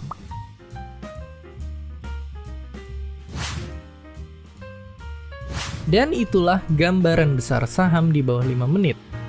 Tentunya banyak yang nggak bisa diceritain dalam waktu singkat. Investasi saham emang bisa ngasih keuntungan besar, tapi di sisi lain juga punya resiko yang nggak kalah menakutkannya. Jadi sekarang nggak perlu jauh-jauh ke pasar modal buat investasi kalau emang belum siap, karena kata investor yang satu ini, investasi ke diri sendiri adalah cara buat ngasilin keuntungan yang paling besar. Dan seperti biasa, terima kasih.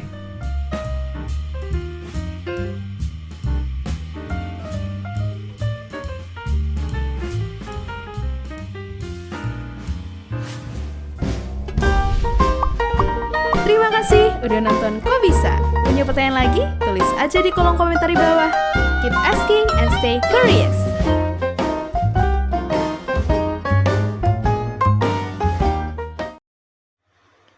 Lanjut, ada ETF, yaitu Exchange Trade Fund, yang merupakan kontrak investasi kolektif yang tercatat dan diperjualbelikan pada BEI.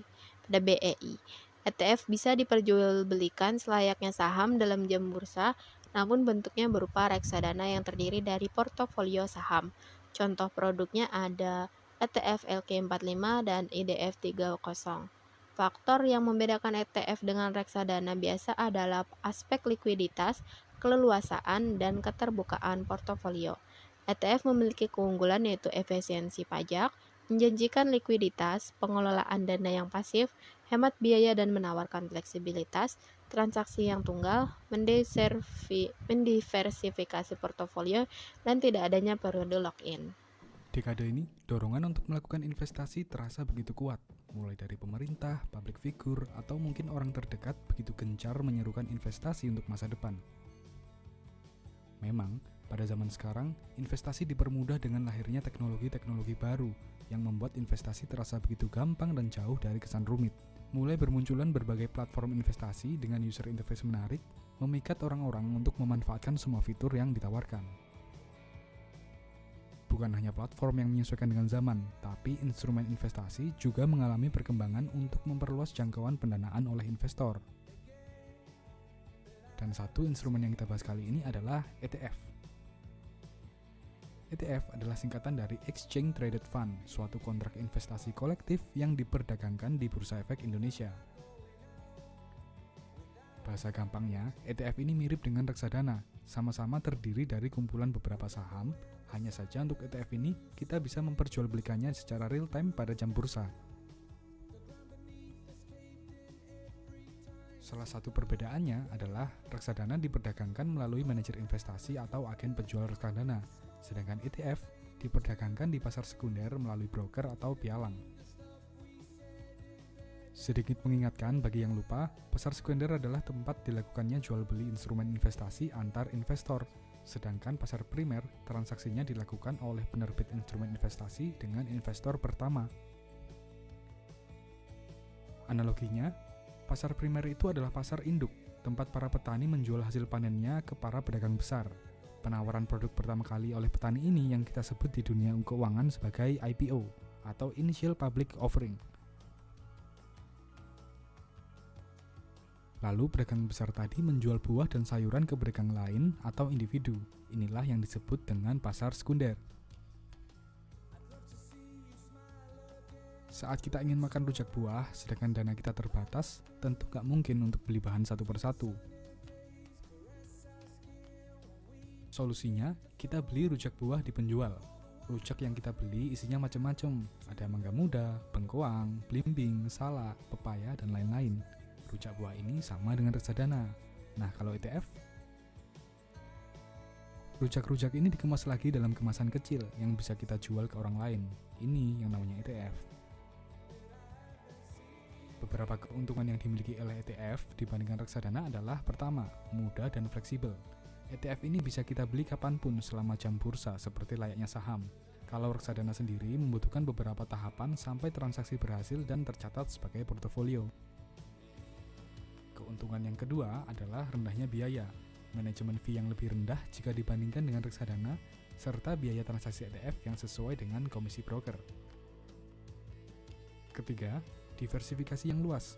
Saat kita memiliki satu ETF, itu sama dengan kita memiliki puluhan saham-saham pilihan, yang memperkecil risiko kita saat terjadi goncangan pasar.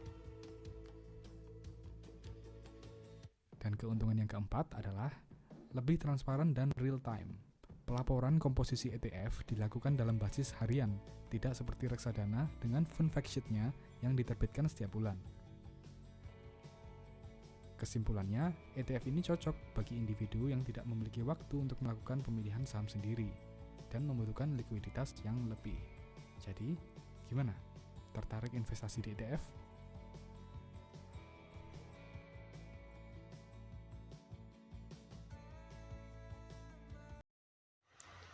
Selanjutnya ada cryptocurrency, yaitu uang elektronik yang dibuat berdasarkan teknologi kriptografi dengan kode kepemilikan yang dirahasiakan bagi para pemiliknya saja. Cryptocurrency memiliki karakteristik yang pertama wujudnya digital,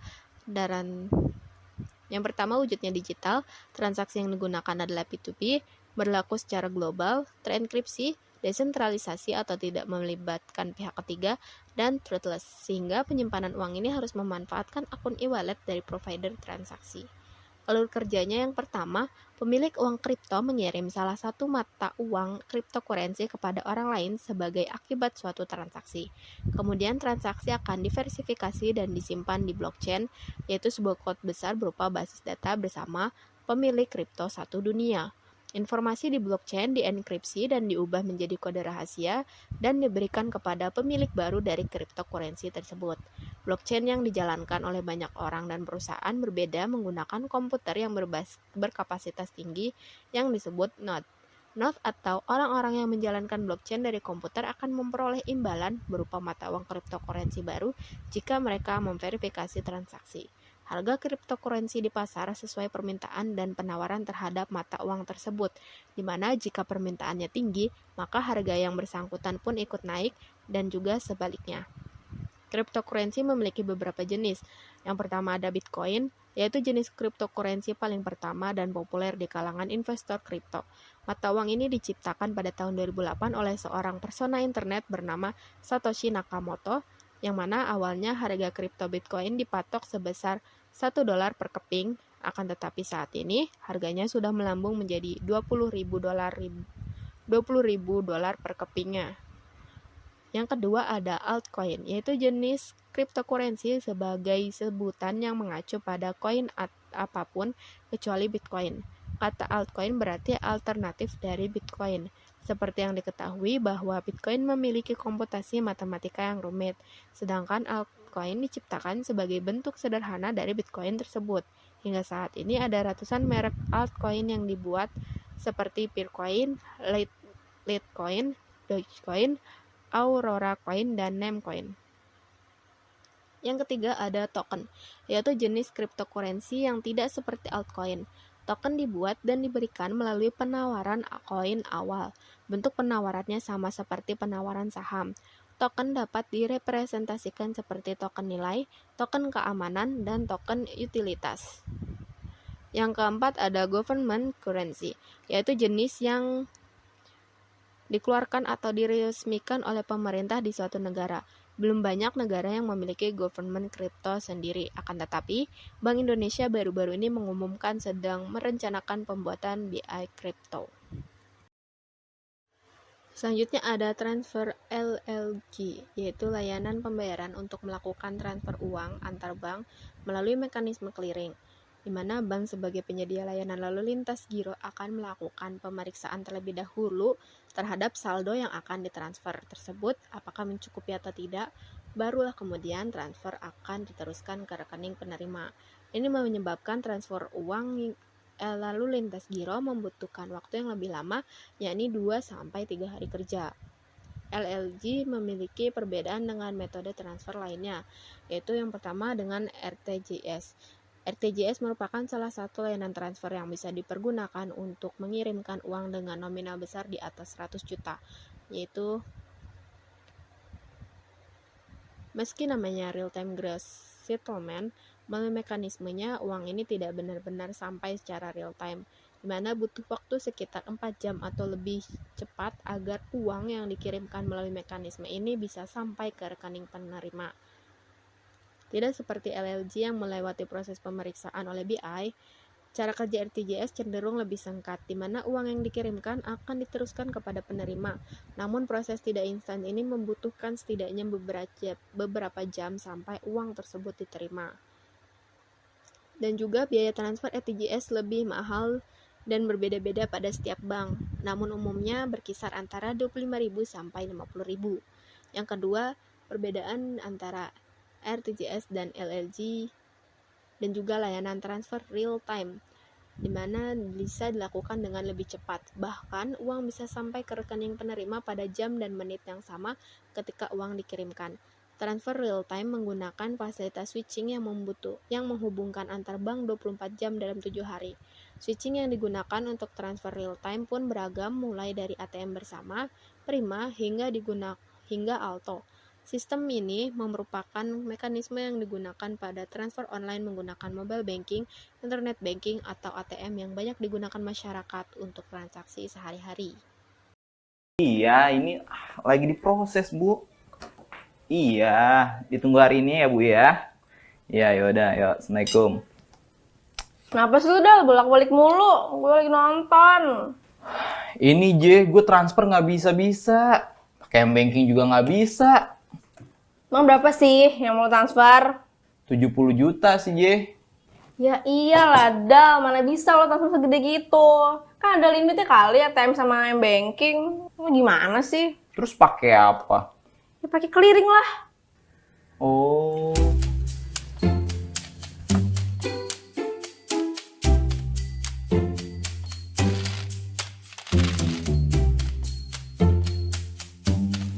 Apa nih? Piring kan? Tahu ada.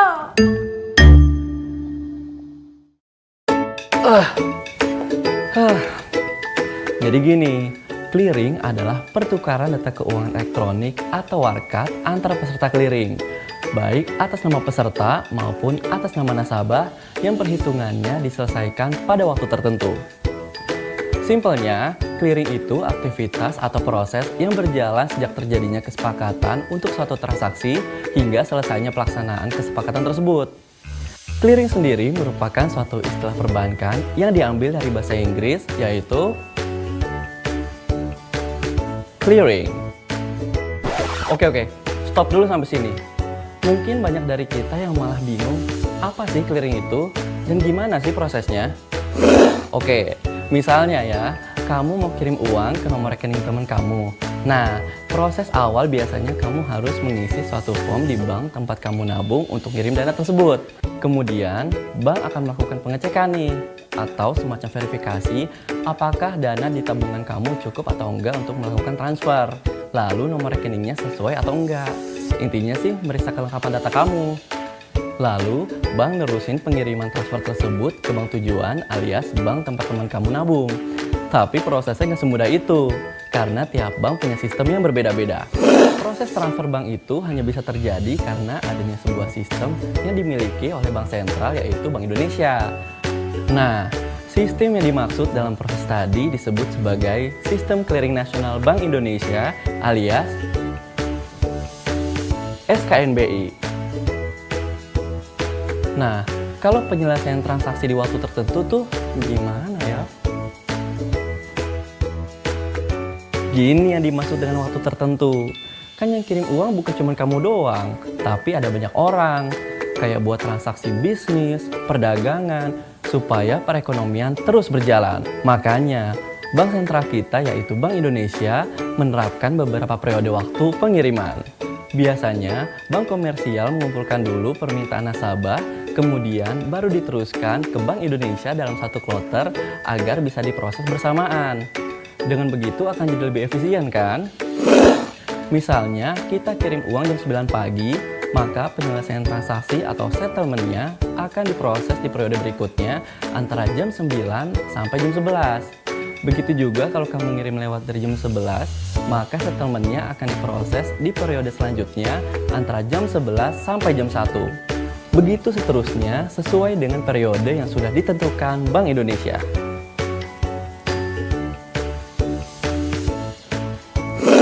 Jadi jangan heran kalau kita ngirim uang lewat dari periode yang ditentukan tadi, proses settlement-nya akan diselesaikan di periode selanjutnya atau keesokan harinya. Sampai sini paham dong ya? Terus apa bedanya sama transfer biasa? Emang sih, untuk urusan transfer, masyarakat kita pastinya lebih milih ATM atau M-Banking karena lebih mudah dan fleksibel. Ngaku deh, kalian juga pasti mikirnya lebih gampang transfer pakai ATM atau M-Banking kan? Nggak ada yang salah kok transfer lewat dua metode tadi. Tapi transfer dengan ATM atau M-Banking biasanya ada batas maksimal transfer dalam satu hari. Jadi, kalau kamu mau transfer dalam jumlah yang besar, salah satu pilihannya lewat transaksi clearing. Selanjutnya ada transfer internasional. Transfer antar negara ini dibedakan antar transfer uang ke luar negeri dan pengiriman uang dari luar negeri. Transfer seperti uang ke luar negeri adalah aktivitas pengiriman uang dari dalam ke luar negeri, di mana dalam pengiriman uang ini dalam bentuk mata uang rupiah, namun uang yang ditransfer akan diterima oleh penerima dalam mata uang asing.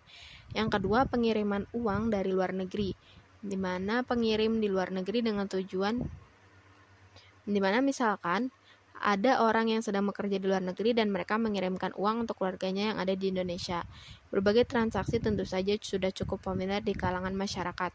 Hanya saja masih banyak orang yang bingung mengenai bagaimana proses berkirim uang dari Indonesia hingga sampai ke luar negeri. Terkait hal ini, proses remittance memiliki mekanisme yang berbeda dengan transfer uang antar bank dalam negeri. Salah satunya karena banyaknya waktu yang diperlukan untuk pengiriman hingga uang sampai ke tangan penerima lebih lama. Baik, segitu saja pemaparan materi dari saya. Mohon maaf atas segala kesalahan yang ada. Terima kasih sudah menonton. Sampai jumpa.